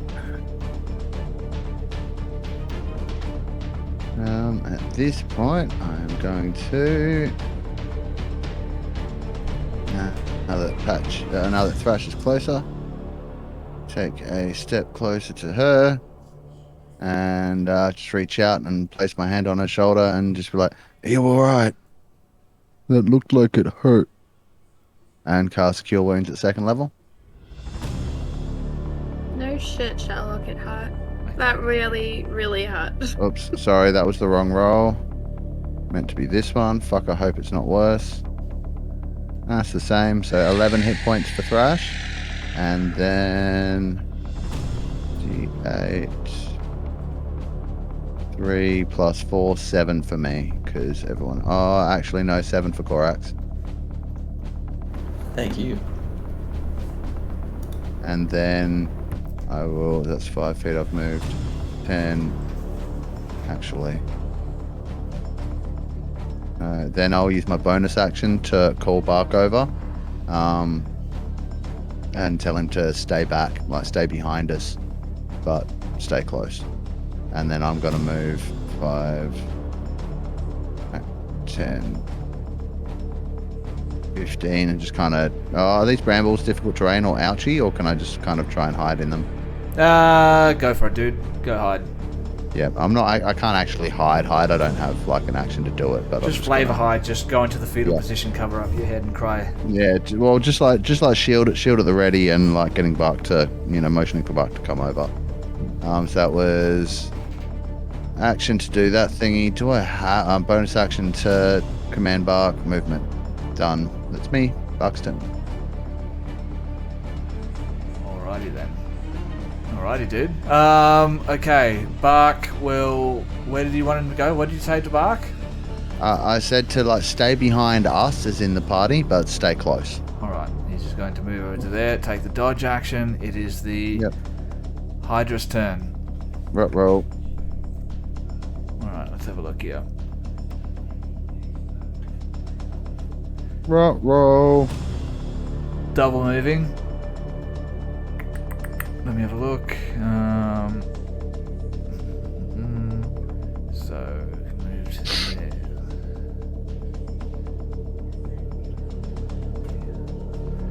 Should be able to move right up to there. It makes its way over through the water, and now you can see its lumbering, blubbering mass as it emerges out from the water. You can see this is one hell of a big boy of a Hydra. It's large, lizard-like, or crocodile-like claws emerge from the water. Its claws grasping on the dirt and muck before it, and it lurches its body up from out of the water. But that is the end of its turn, and it is Jim Jar's turn. Jim Jar is going to move this way. 5, 10, 15, 20, 25, 30, 35, 40, 45, 50, 55, 60. Here. Wicked. And then, he's going to attempt to just shoot it.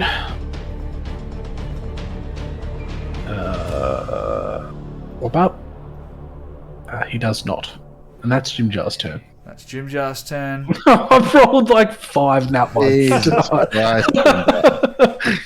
Thrash. Okay, now that Thrash is healed, she's gonna get back in the fight because that's what she does. So, kabang, back in the fight, and now I'm gonna thwack it, if that's alright with you. Alright, let me just move you right up next to it, and there you go.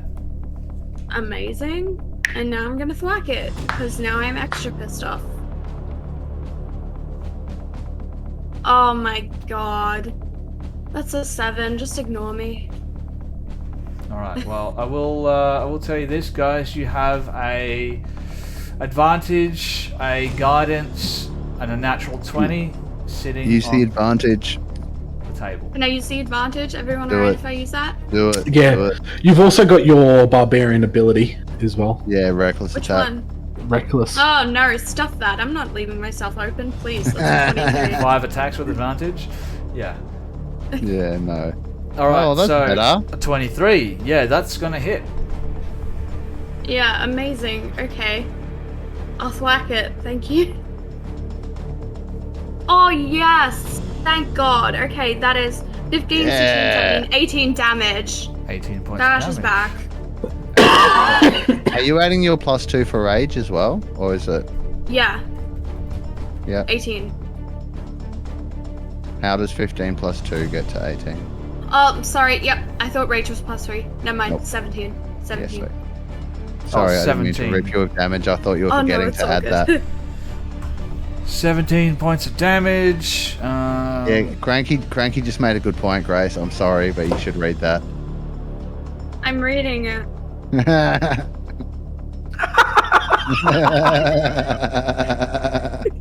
What is a barbarian who won't?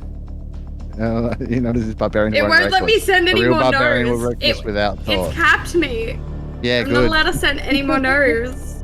Yep. No. Barbarian Okay. math, it checks out. Yeah, it totally does. 100%. I agree. Well, why would you leave yourself open? I just think it's dumb from a tactical standpoint.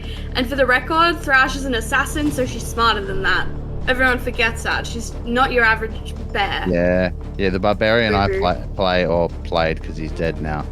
Was not that smart. Okay. That's a hit. You did a good hit. You did some damage. And Great. it is now Korax's turn. You brought your axe down on this thing and you gave it a good fucking hit across across like the neck, and you can see like there's this greenish sort of blood spurting out of it where you hit it in the neck. And now it's Korax's turn. So, like, I know there's a thing that Hydras do to do with their heads, Yeah. but I can't remember what the fuck it is right now. So I'm blanking on if it. you chop one off, 3 more go back in its place. 3. 3. Ew. Count them. So So- first of all, I'm gonna step back to here so it gets a attack of opportunity. I know what you're planning now. No idea. Yeah, I do. I know exactly what you're going to do right now. You don't. All right. So Oh god, yes. I wanna. Confused. Okay, so it's going to take 1 attack of opportunity. Great. That's all Yeah, it hit can me. take. Right? Well, it has a fun little ability called Reactive Heads. For each head the Hydra has beyond 1, it gets an extra reaction that it can use. It can only be used for attacks of opportunity.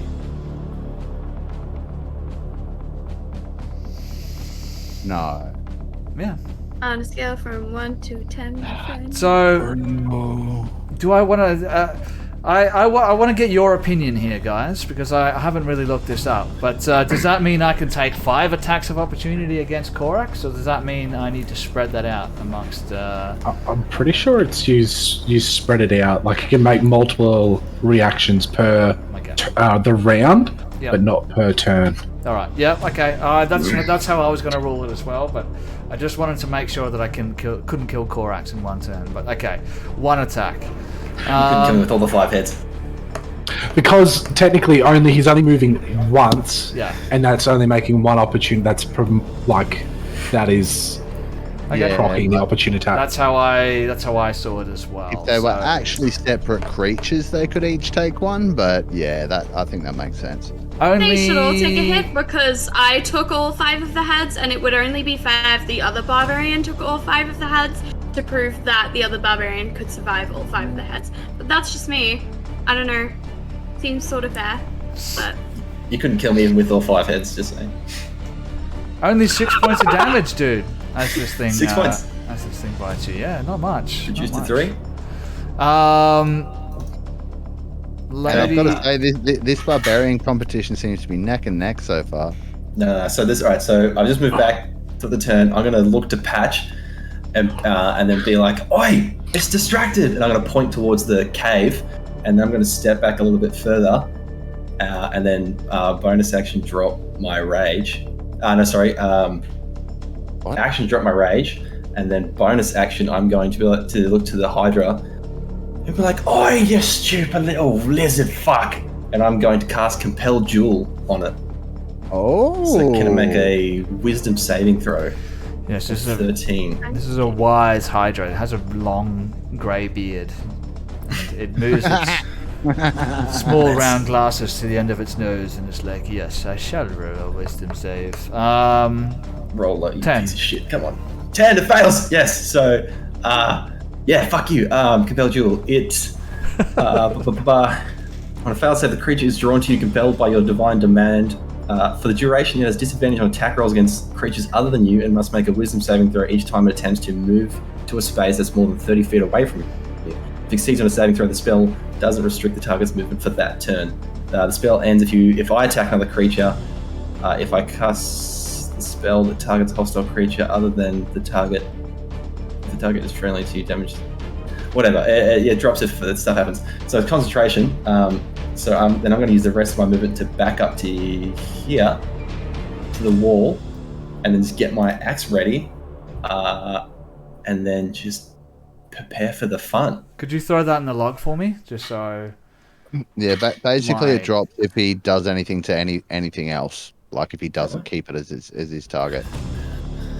All right. And then I'm just going to back up to the wall and just start also- beating my chest, just yelling at it, just trying to get its attention. Okay. If any of us do anything to it, it also breaks the spell.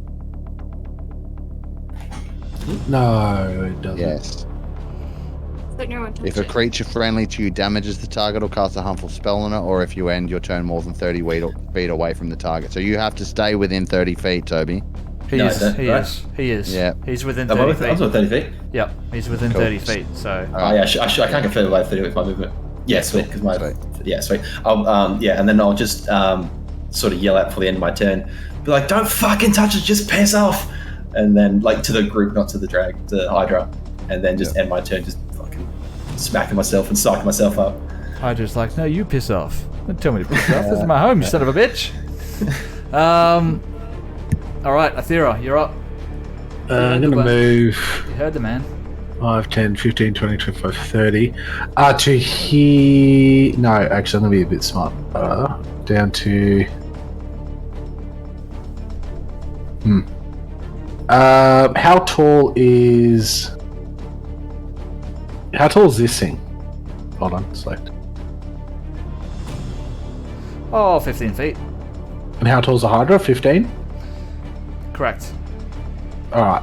So then I'll move up to here, and then I will bonus action Hexblade's Curse on it. And then I'm going to hold my Eldritch Blast to when the Hydra has taken the bait and moved in towards our paladin. Is Hexblade's Curse a harmful spell? No, I'm going to No. say it's not. It's not harming it. It's not a spell. Oh, yeah, true.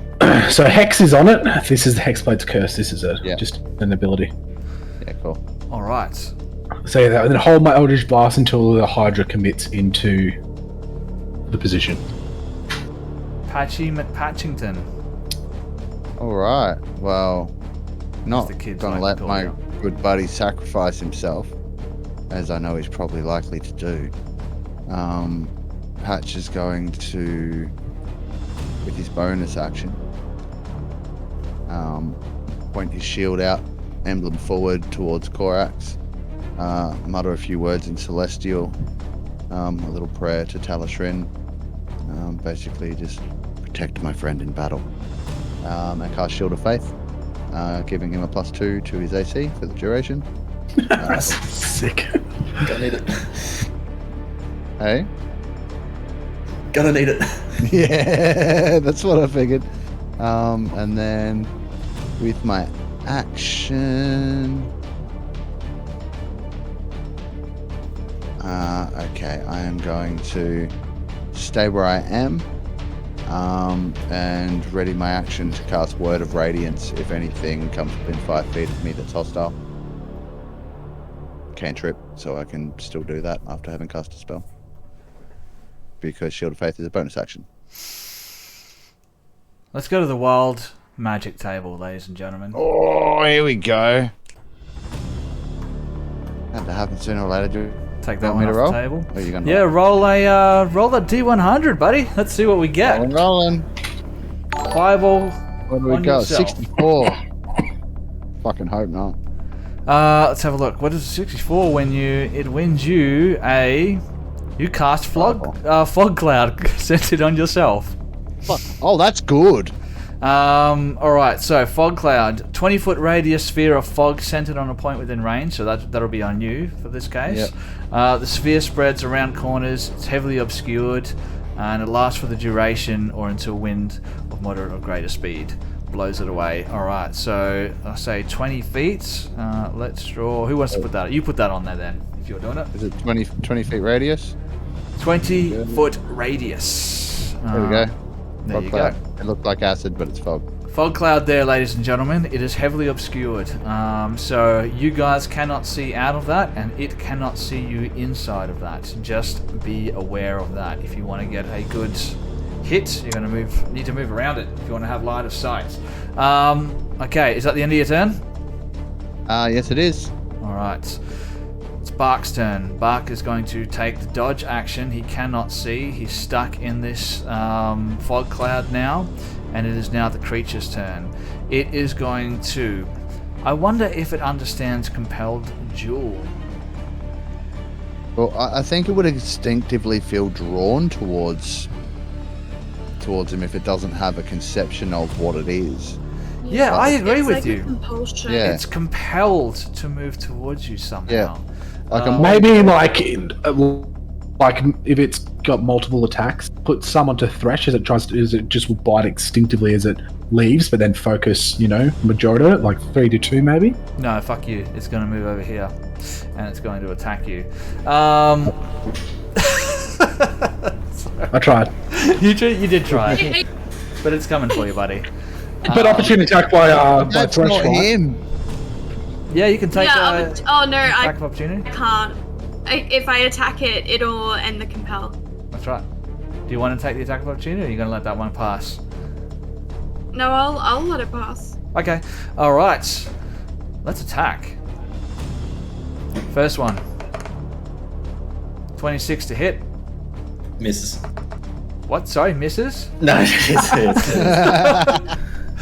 Jesus I was Christ. gonna Okay. say, 6 Jesus. points of piercing damage Great. for the first just one. the 3. All right, natural 2 on the second hit. Stupid Hydra. I'm not raging anymore, so it's full 60, yeah. Third attack. Is this a concentration spell, by the way? Yeah, it is. Keep that in let's mind. do some con save. Oh, you... Oh, yeah, I need to add a concentration reminder for Shield of Faith. Still up. All right. Right. 19 is a miss, correct? 19's a miss. AC's 20 with Shield of Shield of Faith. That Faith, was yeah. The third attack. Fourth attack. There we go. 23 to hit you. Hits. 10 points of piercing damage. Rolling like shit here.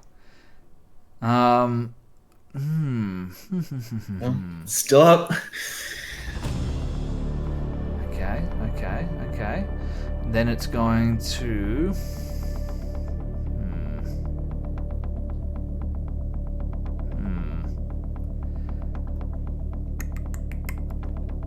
One last attack. 24. Hits. Oh, Can someone give me a natural 20, please, guys in the chat? So that's 6 points of piercing damage. don't do it. Oh, by the way, Sven, there is another wild magic surge that's been bought. Oh, yep, sorry Thanks. guys. It's hard to keep track of chat and gameplay at the same time. That's going to be the end of its turn. I'm still Jim Jar. concentrating.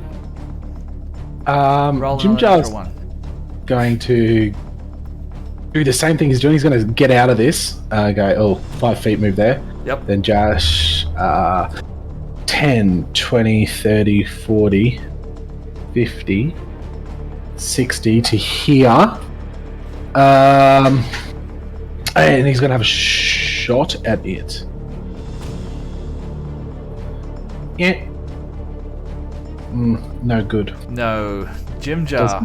Really not bringing the goods here. Thrash. Yeah. Well, since she didn't move last turn, she is going to use... Oh. So do you want us... I mean, general consensus, Patch, are we all staying in the smug cloud, or are we skedaddling to the door? I did yell out for all of you to fuck off and point towards the cave. Yeah. On my turn. Yeah, but we're not talking about you, are we? You're in a compelled duel. Yeah. It's like we can't really talk too much about this because it'll be super meta, but it's down to, are we leaving Korax to die while we escape, or are we going to try and fight? Who says I'm dying? Oh my God. He did ask for us to leave him, for the record. Yeah. Look, you might get the sense that Patch isn't the type to really leave his friends behind. So do with that what you will. Yeah, but is he really your friend? He's a bit of a dick, so... Well, look, he wouldn't be in the Underdark at all, or at least not. He wouldn't be here at all if it wasn't for me. So, Alright, you do you. Pat's somewhat responsible. Oh my God. But Thrash, you are up. Oh, Hey, all things fantasy. Thanks for raiding. thanks for the raid. Why did my my little thing not go off when you did the raid? Anyway, thanks for the raid, guys. Thrash, what do you want to do? Okay, you know what? Oh, Release the jeez, this birds. is such a hard choice. Why are you guys gonna give me all the hard decisions? I hope they're not jub birds. Those things are nasty. You know what? Fine. I will move into the smoke cloud. Skadoosh. No, that was a bad choice. Oh, Jesus, this is so hard. Oh, fuck it, I'm running. I'm sorry. No, that's no way Yeah, that's happening. no, that's fair. Okay. He I'm gonna stand he over did tell here. us to run. Until we come up with a plan, I'm gonna wait over there. So, you guys come up with a plan, I'm gonna wait over there. Amazing. Okay. Okay, that's me. There goes your rage. Yeah, well, I'll flick myself. I take 1 point of damage.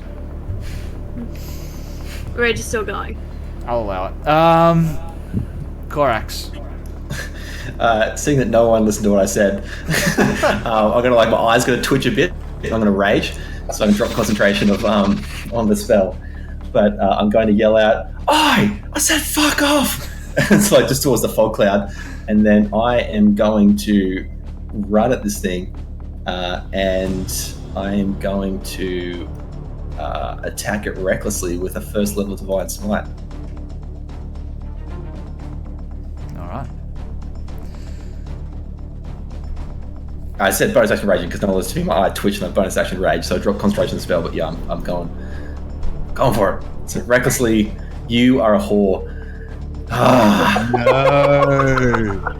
Oh no. I'm going to use my inspiration to re-roll one of those. You can't. Can you? Can you use inspiration to roll? No, inspiration gives you advantage on an attack if you use it for an attack. You've already you got can advantage. re-roll that.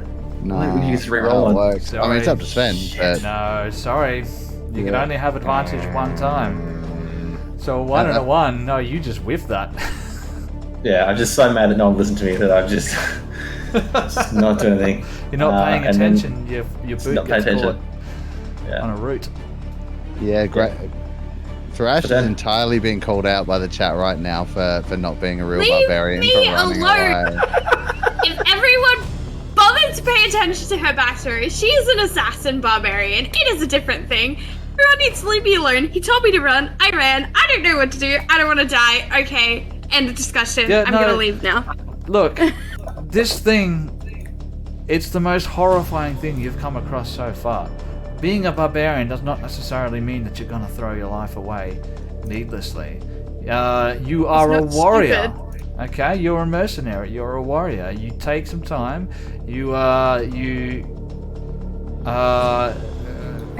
watch what's happening, and you pick out weak points. That's what's going on here, ladies and gentlemen. Just because you're a barbarian doesn't mean you're going to throw your life away. So, unless you're Korax. Lady Yeah. Athera Westington.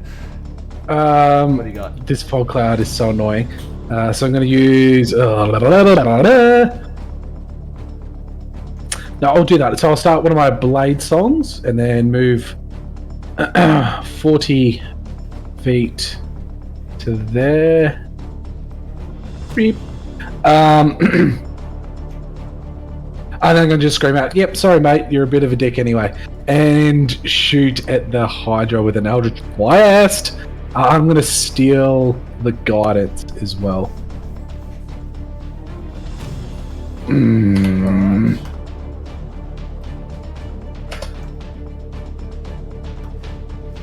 13 to hit? No. That's my turn. Alright, that's the end of your turn. Okay, and that does mean that this spell is now gone, I believe. It is. According to the wording. Which Yeah, means I can't concentrate while I'm raging, so. top of round 4. Patch Adams. What do you got? He's gone. He's muted himself. My bad. Alright, Patchy is going to probably move a little bit. I'm just wondering, do I need my bonus action for anything, or can I use it to tell Bark to do what I want him to do? Just checking. Yep, there's nothing else I'm doing. Alright, so with my bonus action, I'm going to tell Bark to take cover in the fog. He won't be able to see me for a bit, but stay there until I call him and stay hidden. And then I'm going to move.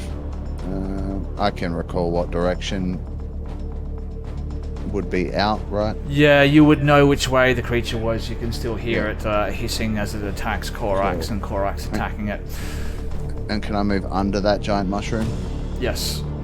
Yep, 5, 10, 15, 20, 25, 30 to there. And then I'm going to use my action. I just need to check how this works for flavor.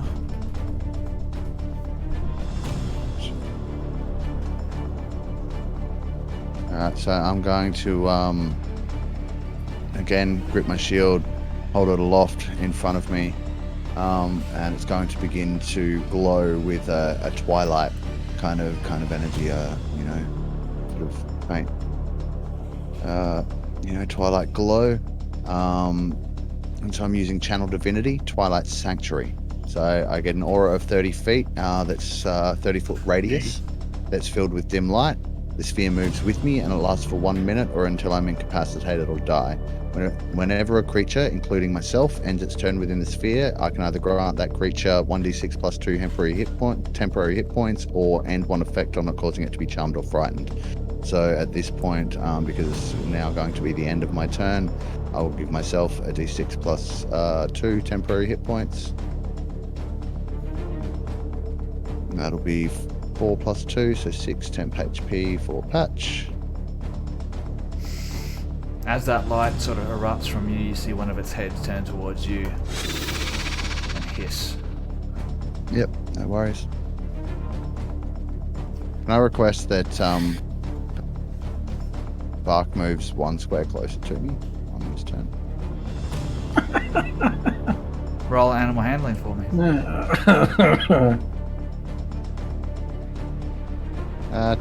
7. Damn it, looked like it was 19. Let's see what happens. Alright, sweet. That's me. Alrighty then. Bark, no longer seeing you or sensing you nearby. Remember, I did tell him to take cover in the smog. You did, but then you rolled an animal handling check to see if he'll move closer to you. Yes. So he's just going to start walking in a random direction. Okay. He moves. He does what you want him to. He moves 1 step towards the west, but then starts getting caught up in all the brambles and shit like that. Yep. And he ends his turn there. Then we go to the Hydra. The Hydra. He will get 1d6 plus 2 temporary hit points, and when he ends his turn. Yeah, I'll 1d6 7. plus 2, so it's temporary hit points. Oh, shit. Yep. You get 7. Shit. 5. So We'll be on 12. not 512. There we go. I mean, you can put him on 512. I'll be fine with that. But yeah, sweet. Alright. It's the creature's turn. Mm-hmm. Let's do this. Okay. You recklessly attacked, didn't you? I sure did. Oh dear. Oh dear. Like a real barbarian. Alright, 24 to hit for... Oh, damn it. What? This? I think this is like the 4th natural one that I rolled on damage so far. So, 6 points of piercing damage. That's reduced to 3 because of raging. 19 to hit. Misses. I'm gonna get that natural 20 pretty soon. There we go, 2 19s. So 11 points of piercing damage. Just 5. Yep. That's attack number 3. Uh-huh. Attack number 4. 18. Getting there. 8 points of piercing damage. Yeah, just 4. Yep. Last one. 1. There we go. That's what I was hoping for. Natural 20. There you go, just so you believe me. Critical damage. A 1 and a 2. Get the fuck out of here. 8 points of piercing damage. On the last How many, attack. sorry? 8. Yes. 8. Reduced to 4. Alright, then the creature moves. Sit that guy Nope. there. Are we flanking it now, Teddy? Yes. Good point. Yeah. There. Oh, it doesn't know. Metagame Finger off the chest piece. Jim Jar, you're up, buddy. That's right. A move from one of us will fix that. Jim Jar is going. Oh, this fog cloud is fuck everything. He's just going to try to shoot it. Actually, he's going to go to here first. Bonus action to hide. Hayat! Oh, 19. Nice. Ooh, not bad. Yep, that's Good gonna be a job, hit. Jim Jar. Oh, that's stealth. Yeah. So yeah, you seem to be good. Seems to be preoccupied with the Korax and Patch at this point. Fuck you! Fuck you! Yeah. Take the nat Useless. 20, dude. Take No, the nat 20. it doesn't do enough to. Doesn't do sneak enough attack. damage. It's not Sneak enough. attack. It's not enough. It's huge. You double all the sneak attack dice. It's still not enough damage. It's like 66 you'll be rolling. No, it's not that much. It is. Take it, why not? Take It's your not moment of that glory. No. Alright. Alright. Take it for your Eldritch Blast then. Thrash. Yeah. This thing is tearing Korax to pieces. You know No, what? not even. I've had just about enough. Okay, so, noticing that everyone has decided to attack the Hydra, and sensing that the general consensus is we're going to die here, I will use my movement to move up here and whack it. Real hard. So hard that it dies in one hit, maybe. Please. God, that would be nice. No. Got a 14. Alright, let me just move you to 5 feet. There we go. So, did you say a 14? Flanking. I got Plus a 2? 14. Oh, Yeah. 15, 16. Yep, I'll allow it. So 16 16 hit? is a hit. Amazing. Yes. Oh, thank God I needed this. Okay. What do we got Oh, left on yes, the cards? and nearly max damage. Alright, that is 13. Yeah. 15 15 points of damage. damage. Damage. Are these new advantages and guidance cards, or are they the ones we've already used? I'm sort of losing track here. We've used the advantage card, Yeah. so I've got to get rid of that. And Ramy used the guidance, I think. I Was it think your we own? had 2 guidance, so we used one of those. Okay. Yeah. We still got a wild magic surge. We still got a nat 20. We got a healing potion as well. I've had just about enough of this Hydra. I reckon we kill it. I think we need to kill it. Yeah, totally. I think it needs to die. All right. Corax. Sweet. Do you wanna burn that crit? Because I got that divine smite still I'll do sitting it. in there. Because the last shot I hit. Do it. So Do it. do you want to burn that 20? Yeah, do it. Alright, let's do it. Natural 20. I'm just gonna grab I'm just gonna grab its back leg and then just bring the axe down on top of its back. What have you got? Second level spell slots? No. Just first, but it'll be crit damage will be 2d12 plus 2d8 plus 3. Yeah. Isn't smite 2d8, so it'll double to 48? Yes, so 2d12 plus 40. 48 plus 3. 48 plus 3. Yep. This is 48. Right. I'll get. Oh. That's shit rolls. 12 points of damage. That's only the 48 though. That's 48. No, that's 48. Plus the 25. Yeah, 25 points of damage. I want you to be sure. 25 points of damage. Plus I haven't 3. said yet. 24 sounds better. No, wait. Plus, plus you 3. Oh, it doesn't matter. Plus rage. No, it only rolled 1d12. Okay, so you got to roll another one. This thing's the worst. Hold on, wait. Plus one more d12. Right, So yeah. 25 plus 26 points of damage. Plus 2 for rage. Plus 2 for rage. 8 points of damage. Isn't it? Yeah. It's 2d12 because you critted. Yeah, but 2d12 plus 48, right? Yeah, so I did Yeah. roll the first d12. So I rolled a 10 and a 1 on the d12s, and then rolled a max of 4 on 4d8 because it fucking sucks, and then plus 3. So 28 damage. All right. A good, solid hit. You see that one head that Thrash had hit earlier, that sort of half severed the neck. You hit right on that same spot. Whack! And you lop off one of its heads, and this green ichor just goes spraying all over the place. I was going to just move to there as well, just to be fun. All right, That's my turn. Aethera, you're up. Now, in my studies, have I studied about this creature and know its effect of what's about to happen and how to stop it? Roll a.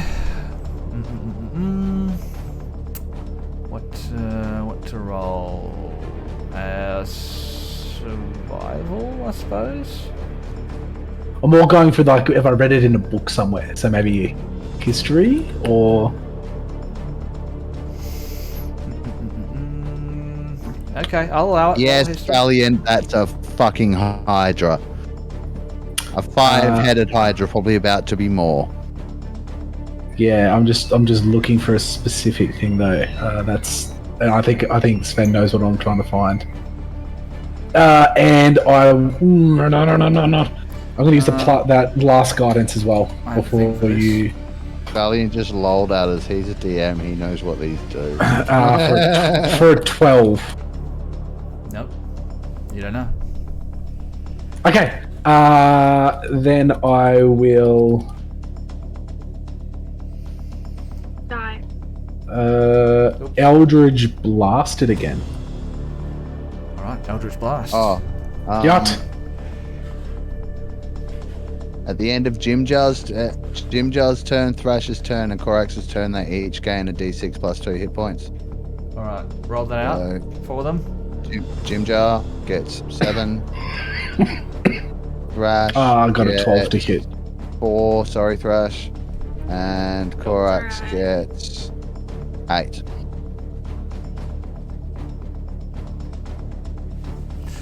Fortunately, that's not enough. Okay, end of your turn, Lady Aethera. I am.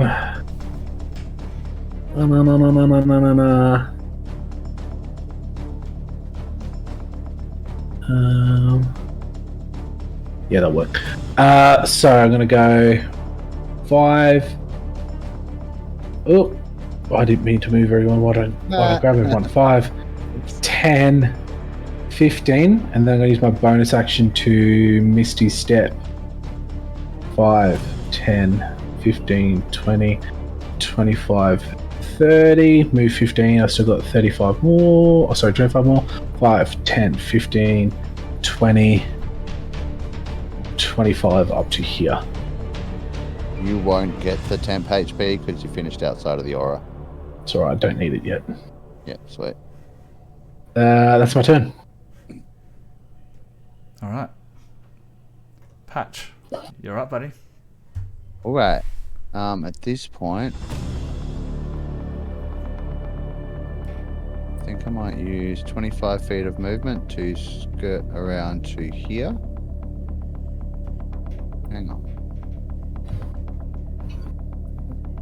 Yeah, no. Skirt around to there. And then reach out, place my hand on Korax's shoulder. Where's my spells down here? Just checking what slots I have left. Last second level spell slot, second level cure wounds. Second level So, cure. yep. Or wounds. 16. Jeez, So Buska nice. have that, and then Thrash will get 10 from my Starry Form extra heal. That's my action. Bonus action, I'm just going to call out to Bark, Hussein, and tell him, it's okay, buddy, keep your distance and stay hidden. All right. I don't need you to roll for that. That's what he's going to do. Yeah. Cool. Keep this. Do I need to expend my bonus action to do it then? Actually, it doesn't matter. I don't have anything else I can do. All right. Hey, Now, thanks again. Another raid. Thanks, Meeples Meeples. and Dragons. love you, man. Hey, guys. Love your work. We're for those people who have joined us, not quite sure what's going on right now. We have come to the point in the story when our heroes are looking for a way out of a underground bog, swamp located in the Underdark. It's been quite a harrowing experience. They've been looking for a way out, and they found it right here in a tunnel, which is their only escape. Now, this tunnel is surrounded by a large body of stagnant water from which a massive 5-headed hydra has emerged. And we're just in the midst of the combat right now, ladies and gentlemen, and it is the hydra's turn. Seeing this light emanating from you, Patch, it's going to start attacking you, buddy, because you're in range now. No. All right, but before it's let me have a quick look here. No, all good. So, attack number 1, 15 to hit, miss. Attack number 2, 17 to hit, miss. Is that right? Yes, I'm going to assume it is. That is right. My AC is 18. There we go, 18. That's attack number 3. That is going to be for. Can someone just, if you see someone redeem a card, I'm having a hard time keeping an eye on the chat, just let me know. 10 points of piercing damage. Last attack. 10 points of piercing. Ouch. 16 to hit. That is a miss. Do you need to concentrate on anything? Yes. Alrighty. Concentration check. Did you say 10 points of piercing? 10 points of piercing damage, yes. Concentration check on 10 damage. Yep. So that's con saving throw. Yeah, no worries. 20. Damn it. That's for Alrighty sure. then. As it I'll just finishes put my reminder back on. its attacks, you see the head, or the neck rather, where Korax chopped off its head. You see it splits in two, and 2 more heads start to grow where one was earlier, which means it now has 6 heads. So need to keep that in mind. We are at the top of what round are we on? 5, 6, and Think we should strike at the body, guys. all right. That's the end of its turn. Jim Jar's up.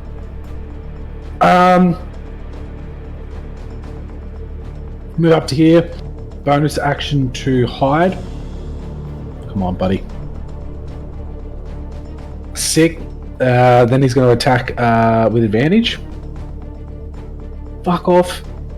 Oh, thank God. 21 to hit. 21 hits. Alrighty, so we've got 6 damage plus 8 damage is 14 piercing. 14 piercing. Not too shabby. Not too shabby at all. It's 14, right? Yes. Okay. And that's Jim Dar's turn. He's just going to stay there. Right, no problem at all. Thrash. Thrash, you're up. 6 heads. Okay. So, what size is this creature classified as? Huge. I don't know. Do you want to roll a check? Do you want to roll a knowledge check to see if you know what this thing is? Oh no! For like grappling purposes, Well, what need size? to know how big. Yeah. That's This huge, is isn't a huge, I believe, huge creature. Yes. So there is like no way Thrash is gonna be able to grapple this. No. No, that's unfortunate. I had a plan. Oh, has anyone got rope on them? Yeah. Ding. Okay. Idea. Okay. So, can anyone tie a lasso? Because I have a plan where Sure could I try, can. but I don't have rope. I Just think we hit it. Empire. I have rope. We Empire Strikes Back it. I think we literally swing from one head and tie them all together, and then push back in the river. We need to go through the river. And No, it we can swim, don't. it's its home. Fine, then we push it to the corner of the cave. I don't know. We tie it up. Your axe does more damage than rope. Hit it. Fine, I'll hit it then, but we're all gonna die. Fine, I'm hitting it. It's getting hitted then. Fine. Hit it in Try the to be inventive, body. and this is the thanks I get. I was really Hit it hoping that in the body. "Let's hear me out" It's a 17. emojis would be finished by now, but they're not. 17 to hit. Yes, that is going to be a hit. That's I will thwack it. Fucking That is fucking- 12, 13, 14 damage. 14 points of damage. And for the body specifically, not for the heads. Then I need you to roll with disadvantage. That's fair. This is not written in this, but hey, I like the yes and. I got, so the original was a 17 to hit. This one is a Or 21 to 21. hit. So yeah, it still Nice. hits. Still hits. Alright, so Yeah. 14 points of damage. To its body. Yeah. I don't know if I actually should allow this. Oh, Goldilocks just said maybe Thrash should leave the idea making up to the barbarian. I am the barbarian. Apparently He's not. a according to palbarian. that. This distinction has been made multiple times.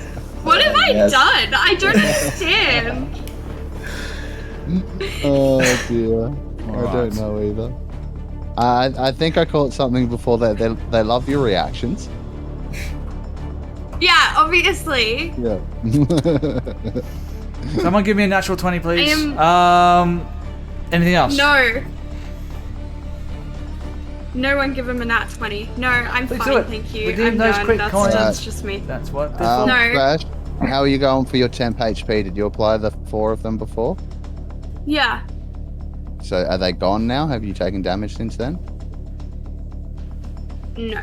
No, I might re-roll them just to try and get you better. There you go, 6. So bump it up to 6 temp HP. Okay. Sweet.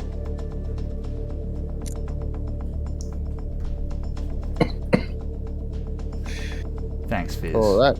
Love you, man. Alright, Corax. Let's do it. Battle axe in hand, let's Start swinging. All right. So. For 2. Oh dear. Crap. Yeah. No. Oh, come on, reckless. Be reckless. Go reckless? Yeah, fuck, why not? Let's go reckless. All right. Go reckless. Reckless. Yeah, man. Go reckless. Let's do Do it. Let's it. go reckless. Don't worry about your life. Dirty 20 to hit. Dirty 20. Yeah, that's a hit, man. Do it. It's getting all that. I can go reckless with damage, right? And like roll damage. No. 10 slashing damage. 10 plus your.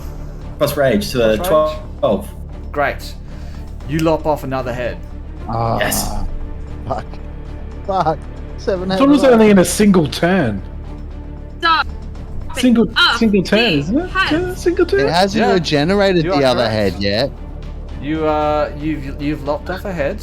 And then So that's a round. A turn is each individual player, so it should be when it's on each individual turn, so a player's turn. If they're over 25, that's when the head comes off.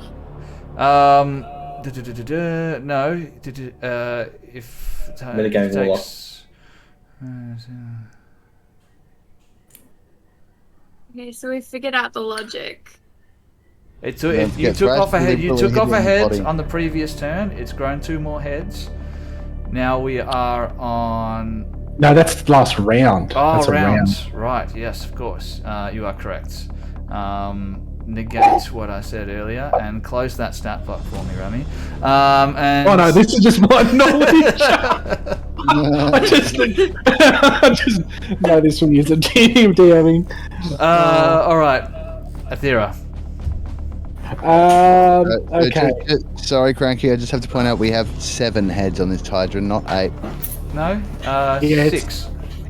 No, it's Big 2. target, So it just should one be. off. 6. It should be. It's 2 back, isn't it? 2 back. So Yeah, cut off. Oh, It had yeah. 5, Sorry, cut off 1, it's lost got 2 1 more. comes back. Oh, yeah, that's right. Yeah, that's back. Yeah. And then it can do. What was its other bullshit thing? When it's sleeping, it still has 1 head awake or some dumb shit, or 2 Jesus. heads away or something. It's silly. all right. Alright, also Athera's- correct, are your temp HP gone, I'm assuming, by now? You took damage, didn't you? Me? No, Yes. I'm dead. You took all the hits last time. Oh, I did? Yeah. Oh, I didn't take that many. So what's your temp HP at now? Max. I got Yeah, 8. okay, cool. Yeah, sweet. I'll leave it alone. All right. Lady Athera. 5, 10, 15, 20, 25, 30, 35, 40 feet up to here, and then shooting the Hydra with some advantage. Eldritch Blast. Hey, out! Hey, out! Ugh. 17 to hit. Is a hit. D10 plus 4 plus 2 plus 1d6. For 16 force damage. Points of force damage. All right. And that is my turn.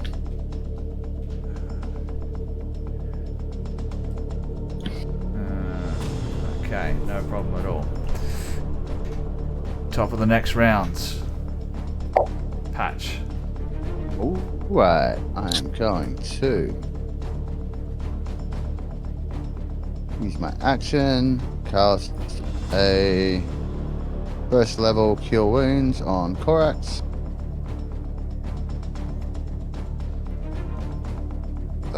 Max 8, so plus 4, 12. Healing for Jesus. Korax, and then give myself a d8 plus 4 as well from Starry Form. Not so good, but still not bad. 4 plus 4 is 8 for me. And then I have lost my temp HP, so I'll do 6. 6 plus 8 temp HP. Okay, I'm down to 1 spell slot left, guys, so I can only do 1 more of those doubled heals, and then we're down to just the aura. So that's my action. Trying to do bonus actions, not much at the moment. That isn't concentration or a leveled spell. So at this point, I think. Oh, did you cast a spell? Yes, I did. Wild Magic Surge. Roll that D1 Hanzonies. Please Me get the rolling. fireball 1. 14. Yeah, we need it. Oh, that's. I think I'm Guys, Alright, what do we roll? A 14? 14. This might be fireball. Let's have a look here. Oh no, it's even better. No. Pop Even plant. better. I need everyone. No. I'm going to need. Let me have a look. No. Each creature. I need everyone in a 10-foot radius sphere centered around No. Patch to Yep. make a wisdom saving throw, please. Okay, so me, Korax, and the Hydra. Alright. Oh my god. It's You're just... safe, Thrash. It's okay. No, just what I So think it is. funny. Wisdom saving throw. Safe. 22. Easy. -1. Oh, still 15. 15. Oh, good. And how'd your Hydra do? 19. Alright, so what did everyone get? We got, Korax got a 15. 15, and, alright, it got a 19. Patch got a 22.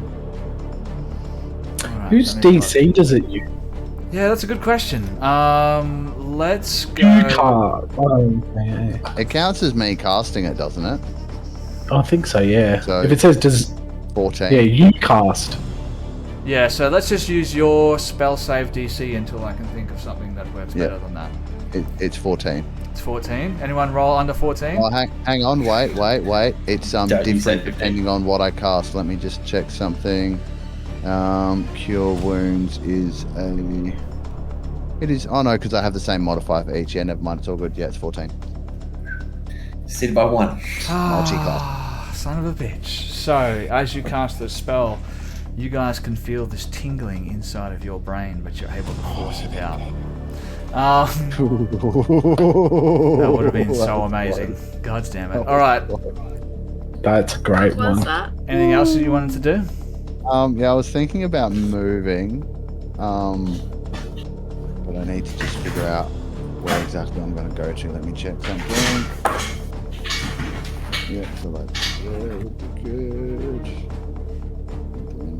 Yeah, alright, so I am going to move. It probably will get an attack of opportunity, I'm sure, but I'm not staying for a whole nother round, but I'm going to move to there. Wait, give me 1 second while I Google something.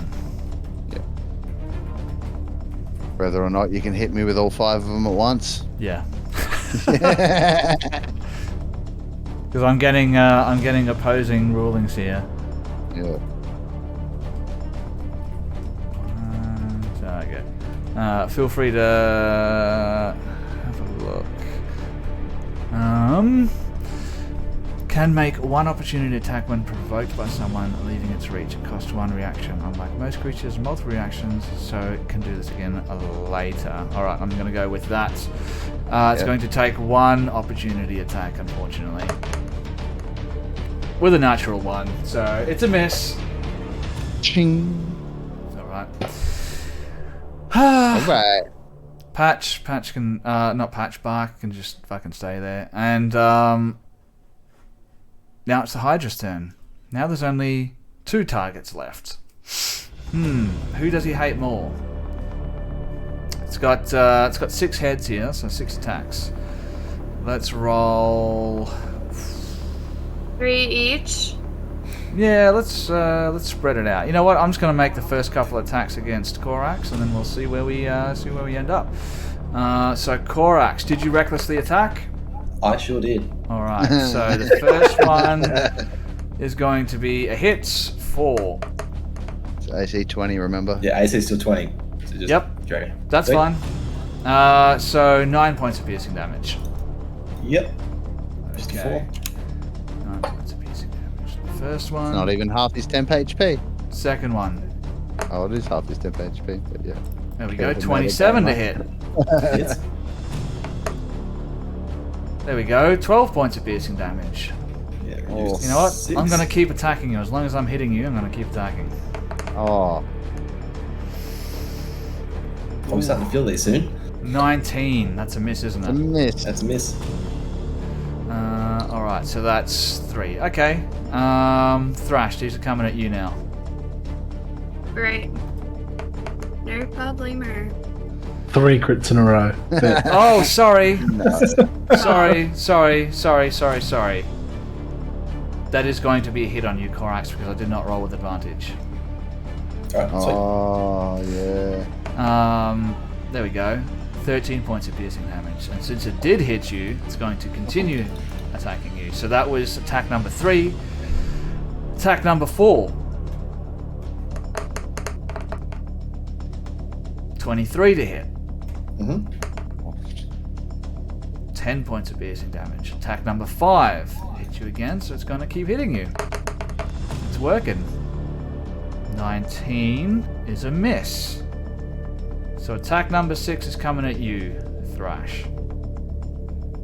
She didn't make me bloodied.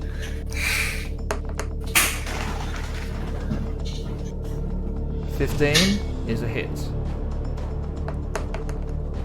Yes, just. 8 points of piercing damage on you. Okay, that's only 4. That's not bad. Alright, then it's going to move, crushing the brambles over to there. Does it get an attack of opportunity? It doesn't leave your range. Damn it. Jim Jar. Still. Jim Jar's going to continue his excellent, well thought out plan. Stealthing first as a bonus action for a 15. Yeah? Okay. Is he stealthed? Yes. Excellent. No. Yes. Yes, he is. Sorry. Okay. It's, Motions there. 18 to hit. No, I'm going to take that Blam. back. It is not stealth with a 15, so... It's... Bom, that's Sorry a about miss. that. It's a miss. Miss. Just this Blam was asking you to stop rolling so well, Sven, because this thing's hurting us so much. Let me think. Yeah. No, I need it. Still, looking for that natural 20 for the good people in the chat. Thrash. Yeah. Give up? Okay, I'm gonna hit it. No. Because if I did, everyone would yell at me, and I'm scared. No, So I'm fully gonna hit hit it in the body again. You're the only one that's cottoned onto that idea so far. Everyone else Okay. is still lopping fucking heads off. Right, that was so at disadvantage, it is a 16 to hit. Is a hit. Yeah, what are you drinking hit? out of, Ramy? Got it. It's got a Yeti cup. It's a mouth. Oh, nice. What round are we up to? Round 6. So roll that damage for me. Oh, that's abysmal. What have we got in the cards? Health potion. Yeah. Well, that's 5 damage. That did absolute jack, but It's going somewhere. damage is damage. So that's me. Alright, do you want to stay at the 10 hit points I've already rolled for you, or do you want me to try again? It could get higher, but... No, I'll just stay what you've already rolled for me. So how many do I get? You have 6. That's alright. It's not healing, it's temporary HP, so you can only get, you can't like stack on top of what I've already given you. That's why I'm not doing it again. You know what I mean? Like you've got the 6 No, temporary fair. HP you had from when you finished your last turn. Because you haven't taken. Oh, did you take damage? Yeah, just a little. How much? Like 4. Okay, so you've lost 4. You've only got 2 left. I will roll it again to top you up. 1 plus 2, so yeah, so you've got 3 now instead of 2. How long does that last, by the way? For a minute.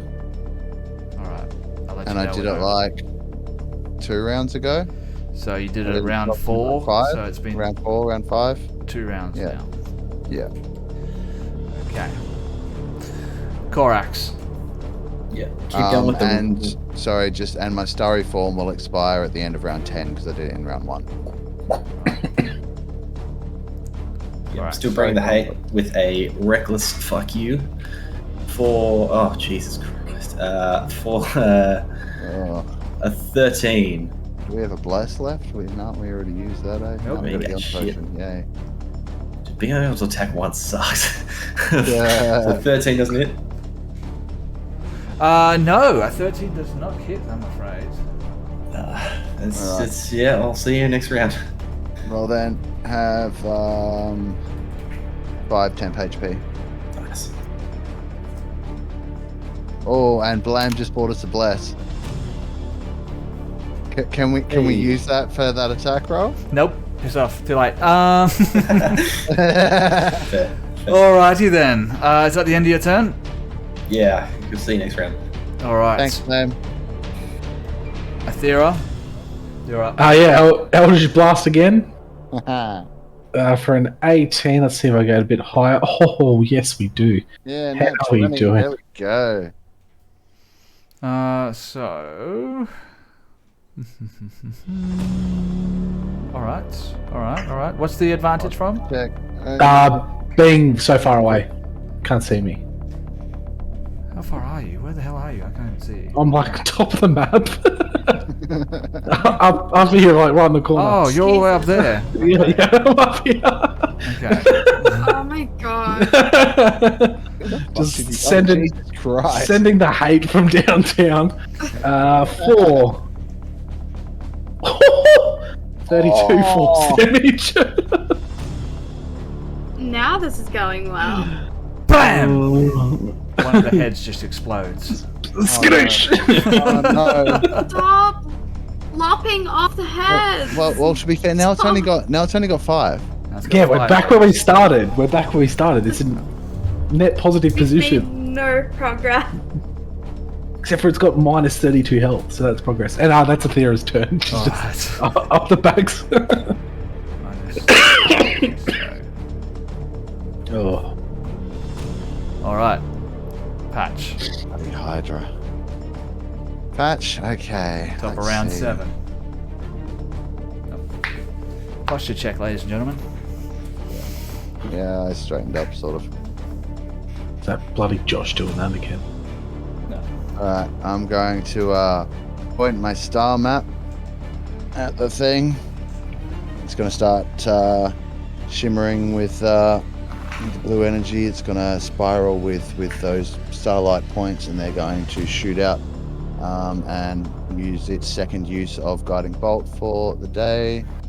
And I'm going to be aiming specifically for its body. So do I need to do that at disadvantage? Yes.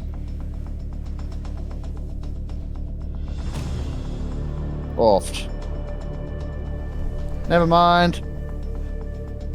So that was my action. And I might. This is amazing. I love hydras. Another hydra emerges from the water. No, it doesn't. No more hydras. And I'm going to move around to there. And that will be my turn. Alright. Do you want Bark to do anything? I want him to stay out of sight, stay hidden. Alright, he'll stay there then. Until it becomes relevant. It's the Hydra's turn. Alright.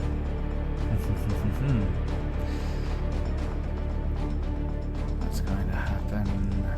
Yeah, Cranky makes a good point, Grace. It could be a mind flayer. Yeah, we're facing a either mind way. flayer right now. 5 attacks No. on No. Korax. With advantage. Oof. So I got 1 heal left, buddy. 26. It's 12 piercing.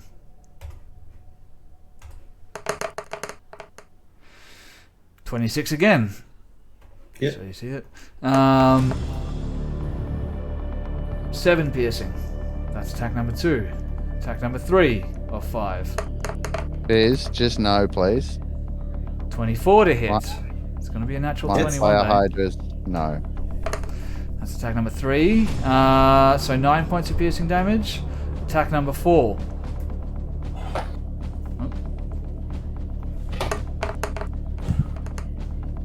Oh, god damn it. 25 to hit. yeah. 6 points of piercing damage. 23, yeah. Attack number 5. Damn it! 27 to hit. It's There we go. Max damage. 14 piercing damage. just a 7. Sweet. And now 2 heads grow. 7 heads. Ladies and gentlemen. Oh, and it's still got one empty neck spot, right? Now, didn't it lose one? It lost 1 head, so 2 heads are growing back. So it had 5 heads. Now it's growing 2 more to make it 7. So 6. You exploded one of its heads, Lady Aethera. So it had 5. Now 2 more are growing back. 7. Hang on, wait. No, Yes. it had 5. No, Right. it had 6. Oh yeah, and then Toby cut one off. No. Sorry, that was a mistake on my behalf because I didn't read the stat block correctly. So, Okay, yeah, Yes. cool. All right, so yeah. it had 5. 1 got blown up by Lady Aethera. 7 It's back to heads. 6. 7. No, it had 5. Yes. If one got blown up, it goes to 4, and then it gets 2 back. It had 6 heads. 1 got blown up, bringing it down Oh, to it has 5. 2 grow back, making it 7. Sorry. Whipping it has heads. 6. All right. Yeah. Quick math. All right. All Quick right. math. Yeah. No dramas. 7 heads now. Fucking 7-head Hydra. Jim Jar. Does it even look like shaky at all? It's not looking good. Okay. Not gonna lie. Nearly there, Wrecked guys. this thing. Wrecked it. It's not looking good for us or for Ah, it? It's not the Hydra's not looking good. So Jim like, Jar is going to continue his same old stuff. Stealth. Oh, good. Let's. Oops, sorry, that wasn't meant to be a roll to hit. I'll do that actually on the hit button.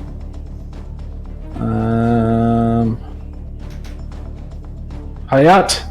Fuck. isn't he having second one? 14? No, I don't think 14. No, Wouldn't be enough. 14's not gonna be enough to hit, unfortunately. That's Jim Jar's turn. Good work, Jim Jar. Thrash. Ah, stuff it. I'll reckless attack. Why not? I have nothing else to live for at this point. Kill it. No. I'm gonna die. This is how I die. Yes!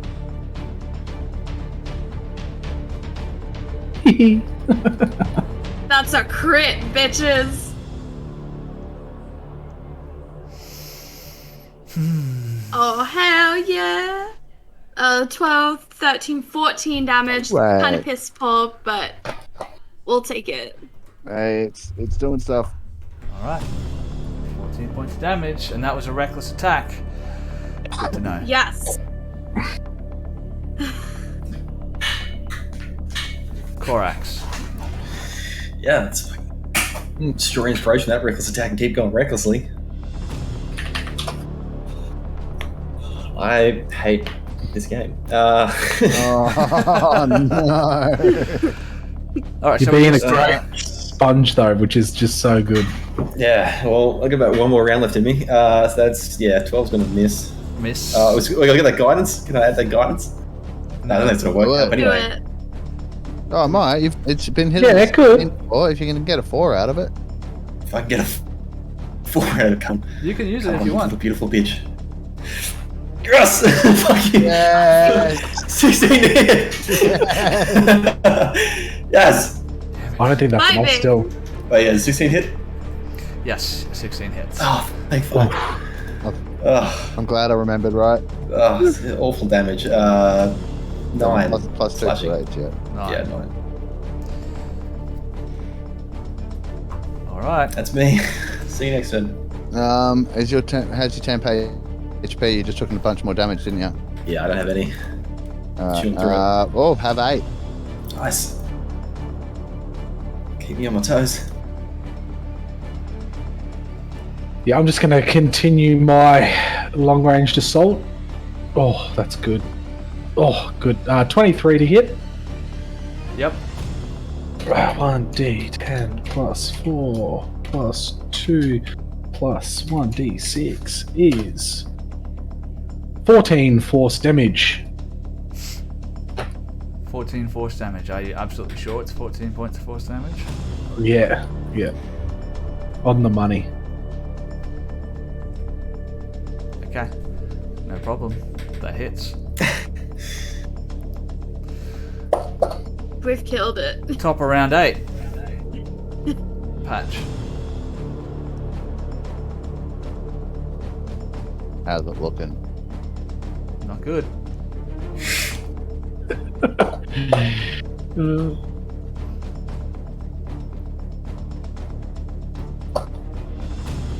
damage, please. Come on. Even Patch is gonna be. Play able to safe, shoot just heal, just keep the tanks up. Play safe.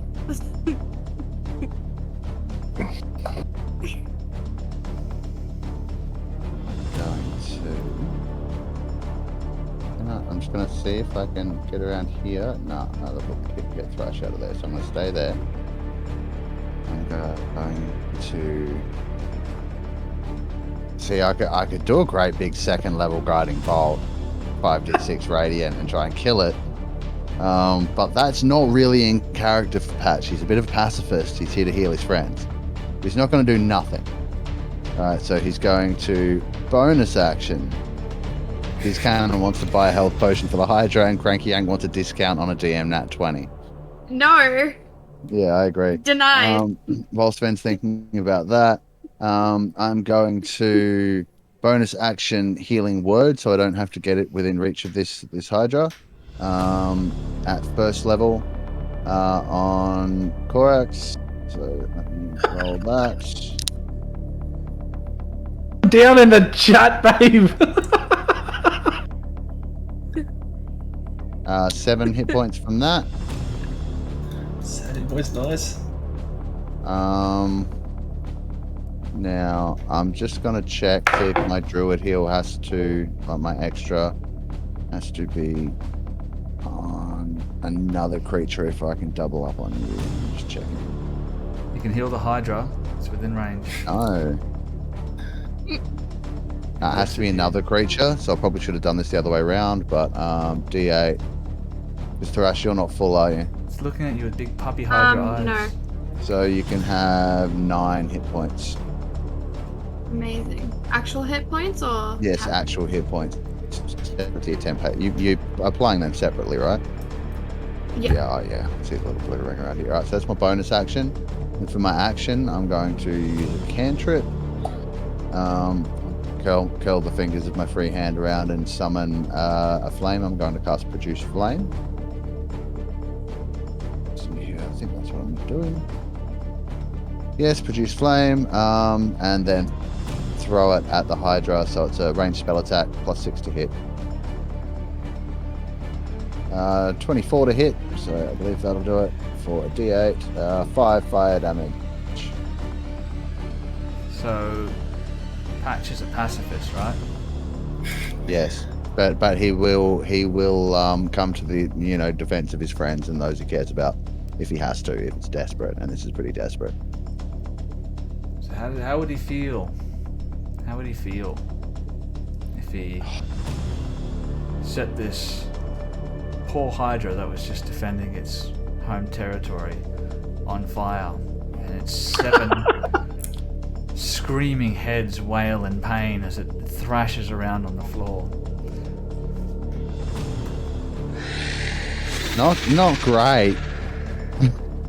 Not great. Because that's what happens. Oh. And thick Oh no. black smoke stings your nostrils erupts from this creature as flames burst from its open wounds, burning it from the inside out. The creature collapses with its last desperate and futile couple of flails from its remaining heads. Hydra dies. We killed. Oh. I'm just gonna look at the Hydra, and look at Patch, and look at the Hydra, and look back to Patch, and be like, "Fuck it, hell! Why don't you leave with that? Shut the heads off and shit you fucking." Just Great drop to his knees. job, Patch. You are a bloody stand-up chap. Look at you go, incinerating beasts. Look at you go. Patch is on his knees, just staring in horror at what he's just done, and you can see a single tear roll down his cheek. Don't worry about it, mate. MVP. After that kill, you are now the second best barbarian in the party. Aside from myself. All right, let's go. That'll get no reaction from Patch whatsoever. Okay, He's is gonna there a and cliff I could walk off nearby?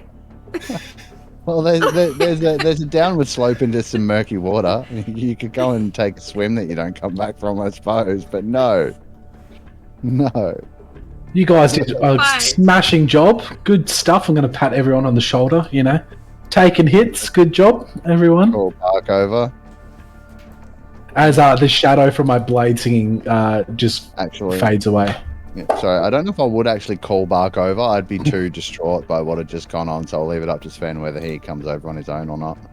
He's just still hiding there, tucked into the brambles, and when the creature dies, he sort of comes crawling out on all fours, pressed up against the ground. He's just covered in mud and all of these sticks and vines and shit stuck in his fur, and he crawls out and he sees the huge body of this creature as the last vestiges of life creep out from its burning body. You can see one of its heads twitch one last time, and it's dead. You've killed the Hydra. Congratulations. Do I know anything that is valuable about hydras, like their teeth, anything a part of them, like their regeneration abilities that other scholars might want that I could attempt to harvest? Yeah, dude. Roll a survival check. Oh boy. Hey, In the teeth. Patch is really good. I've been rolling Oh, no. dog shit tonight. Two. Patch is I'll tell really you good. what. You do know That's something not about this. going to happen. You do know something a little bit about this. You know that its regenerative abilities can be harvested, but Patch burnt this thing down to the ground, thus completely damaging that. I do that. Unable to. I do like a click, like drats, but it's okay. He killed the Hydra. Are there any teeth left over? Yeah, sure, dude. Yeah. Yeah, I'm can gonna- I take a teeth? I want to take a tooth. Take a teeth. Take a teeth. I want to take a teeth. Take a teeth. I want to take a teeth. I'm gonna go over and get the remnants of this body that was attached to that bone.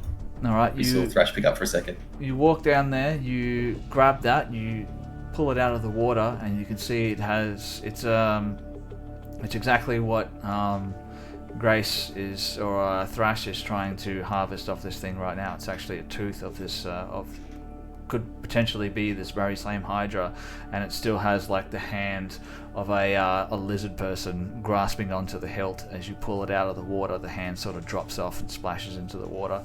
It's Okay. It's like I'll grab the hand and be like, oh, Thrash, and I'll pull up the hand and be like, and then throw it into the water. And as you're doing that, Oh no. Oh, the second one repeats. Second one better. I swear to God. Bring it on. no, you're right. I only got a round two on me. I think I'm ready for PvP, honestly. Yeah, I'll pocket the tooth and throw the hand in the water and come back up. Do you want to roll for initiative? I'll allow it. Yeah, No. Fight me. No? No. Fight me, coward. Do I'll it. kill everyone. I'm untouched. Do it. Not fight anyone. Unreasonable. Alright, well, we've killed a Hydra. Let's move on through the tunnel team. Yes, let's go before people get crazy ideas about PvP. Let's go, Jim Please, Jar. for the love of God. Oh. Wait, no. Hold on 1 second. Also, Patch isn't moving. Oh, he's sad. I Is he believe, and he points towards you, Korax, I believe you owe the woman something. What, do you want to give it part of that fucking dragon? No, That's I not a believe, five. I believe That's it's not a five-headed fucking dragon. I don't know what is. That's, no, that didn't breathe any fire, okay? That's not a dragon.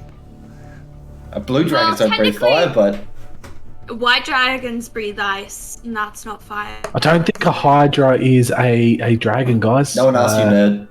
It's not a dragon. Give me your 5 gold. 5 give me gold, your- little man. Give me your No. finger. I want your finger. Give I it want to 5 me. gold. Give me your finger. There's obvious dragon there. I mean, according to the Dungeons and Dragons fan page, Hydras are a powerful dragon with multiple heads. Well, It doesn't have wings, and it doesn't breathe anything. This is the official Dungeons and Dragons fan page. It's literally sorry, written by hold on. Wizards of the It's Coast. a Dungeons and Dragons fan page. All right, so no, go on. Draco, Yeah, Hydra, according to its Dragon. official stat block, it is not a dragon. Correct. Are you an expert Lame. on dragon physiology, little man? Well, no, but look, okay. Well, I will that is make a you. dragon. I will make you a deal. Here's what we'll do. Okay, we'll put this one on ice until we can find you give me someone 5 who gold. knows what a dragon is, and then we'll The settle finger, it you then. mean? I'm pretty sure Hydra's not a dragon, so just give me your finger. I'll do it real quick, and I hold my What? scythe up in the air. You don't reckon a dragon can have 5 heads? No, it needs to be able to fly and breathe You heard of the dragon god Tiamat? Apparently that bitch has got 5 heads, so... Yeah, but it also 5 has gold. wings. 5 gold, little man. 5 gold. Thank you. Give 5 me your gold. finger. Here's one. Now give me the 5 gold. Sliced it off. You know what? Is that hand still in the bloody lake? Yep. Yep. I walk down, I'll grab the hand, and I'll throw it to Ethereum. I'm like, fucking here's 5 of them. Shut up and leave the cave. Oof, you're very spriteful for someone who was running around like a coward half the fight. Jesus Christ. Because I was told to. Oh my god. Okay, I consider myself to be a very patient person, but I am at my limit. I am at capacity. As you Calm guys, Athera and Korax are arguing about whether or not Korax needs to give up his finger, the rest And Jim of Judd, you- he's helping too. Patch, you notice the shadows from the brambles and the mushrooms start to grow longer as they're arguing, and they grow deeper and darker as they do so. And then, almost as if stepping into a dream, you see 3 figures step out of the shadow. One, an imposing, tall figure in a long grey robe. 2, younger males, by the looks of it, dressed head to toe in black studded leather armor. All 3 of them wearing featureless white masks. And they, as you guys are arguing, you don't even notice them. Patch, you stand up from where you are, but before you can even say something, the taller man puts his hand on Lady Athera's shoulder, grasping it tightly, leaning in towards her. And as that happens, the 2 younger ones interpose themselves in between the rest of you and Lady Athera. Lady Athera, you hear the man whisper something in your ear. He says, "I told you not to dig up secrets in the shadows." And he goes to pull you back into the shadow that he just stepped out of. Korax, what do you want to do here, buddy? So do I see him actively going to pull it back? Yes, you're the closest to her. Can I dive on him to try and do the separation? Give a big shoulder check on him, on the big shadowy dude. Yeah, dude. Dive in. Roll me initiative. Yeah. Oh boy. Everybody or just him? Just him. 16. 16. You go to try and interpose yourself as the man grabs Athera by the shoulder and drags her back towards the shadow, which had extended out, forming some type of black transportation thing. And as you step in there, the man reaches out and grabs you by the collar as well, and the two younger men step in and grab you as well, and as you do that, all four of you stumble back into the shadow. Does anyone else want to do something?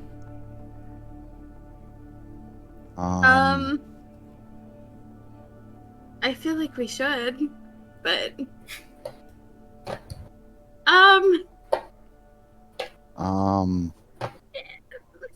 And while you're standing there trying to think of what I want to to do, cast sleep on this guy. all right, what do we need? Last spell slot. Let me just check. This one's a bit of a... Okay. It's a 20-foot range. It's not a single creature target, so it's on all of them. 5d8. That's how many hit points of creatures this spell can affect. Creatures within 20 feet of a point you choose within range. Creatures I choose, so only the bad guys, are affected in ascending order of their current hit points, ignoring unconscious creatures. So starting with the creature with the lowest current hit points, each creature affected by the spell falls unconscious until the spell ends. Sleeper takes damage, or someone uses an action to shake or slap them awake. Subtract each creature's hit points from the total before moving on to the creature with the next lowest hit points. Creature's hit points must be equal to or less than the remaining total for that creature to be affected. Roll me hit 5d8. points. 1, 2, 3, 4, 5. Oof. 20 total. All four of them step back into the shadows, stumbling back with the weight of Korax. And the shadow shrinks, and all four of them vanish into the shadow, leaving no trace of Korax, Lady Athera, or the three masked assailants. Oh, wait. I had to do that at level 2 because that was the only spell slot I had left. It would be an additional 2d8 hit points. Alright, dude, roll me another 2d8. Another 14, so 34 total. 34 total. Nope. Alright. Yep, cool. And that's me tapped out for spells too, guys. And that leaves Yeah. Patch, Thrash, Jimjar, and Bart. and Bark alone in the total darkness.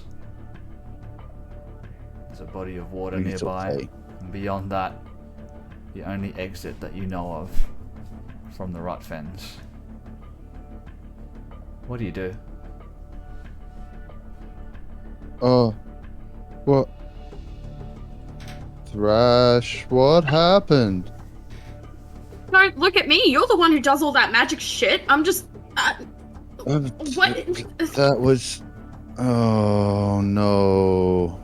Do we go after more? Can I make some kind of check?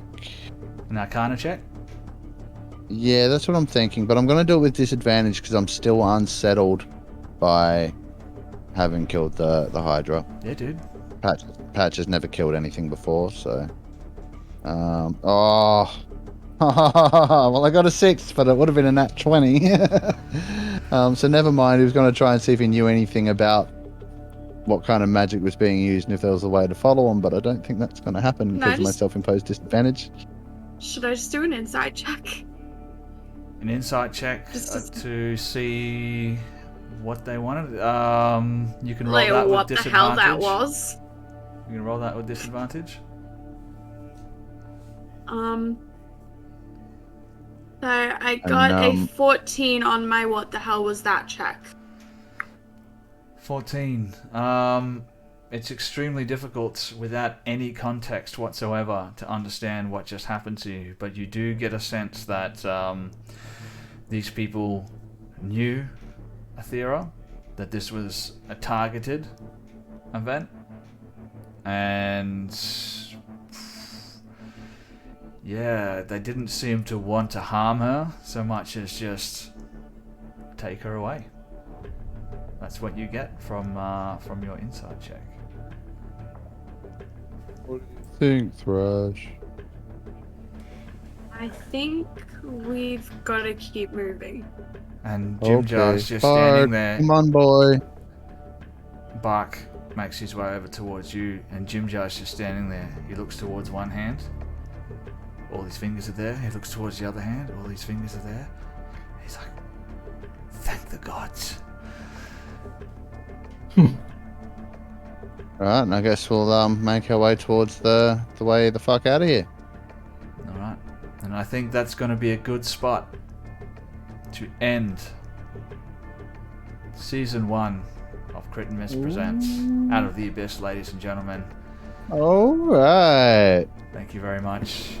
Guys, it's been an absolute blast. I've really enjoyed tonight. I've enjoyed playing a Hydra. It's with, I don't know, it's with mixed feelings that I have to bring this session to an end.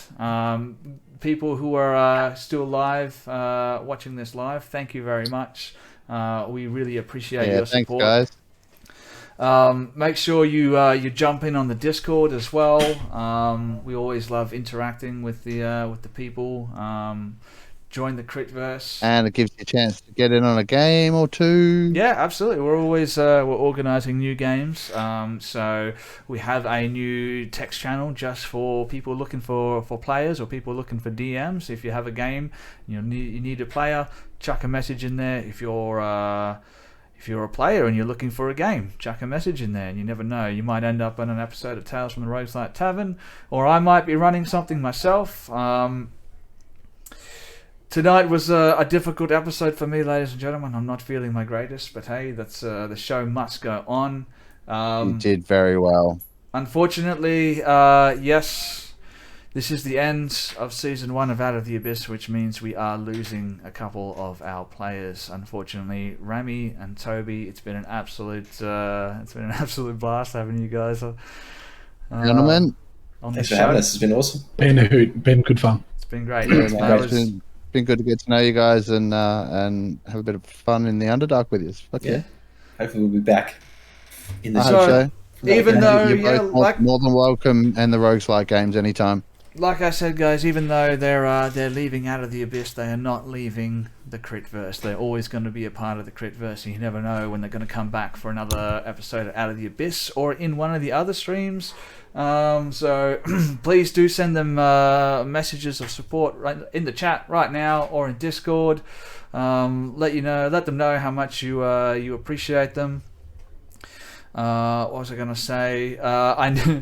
I needed to find a way to quickly bring a couple of characters' stories to a close. I had something lined up. Things didn't work out the way that I had planned, but I had to roll with it. I don't like killing. I don't like killing characters for the sake of the story, so I had to find a way to make it work, and it worked out in the end. Not the way I had planned, but it worked out in the end. Now there's a little bit of a mystery. Dude, I'm not gonna lie. As soon as that Hydra appeared, I was very scared. I thought we were I knew all what dead. was happening. I thought we were all dead.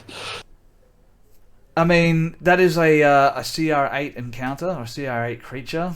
So the fact that 4 players Level 4. took it down, yeah. You can see what I'm working with here, ladies and gentlemen. It's a little bit unbalanced, but hey, that's it is what it is. You guys did well, and you earned your victory. So well done, guys.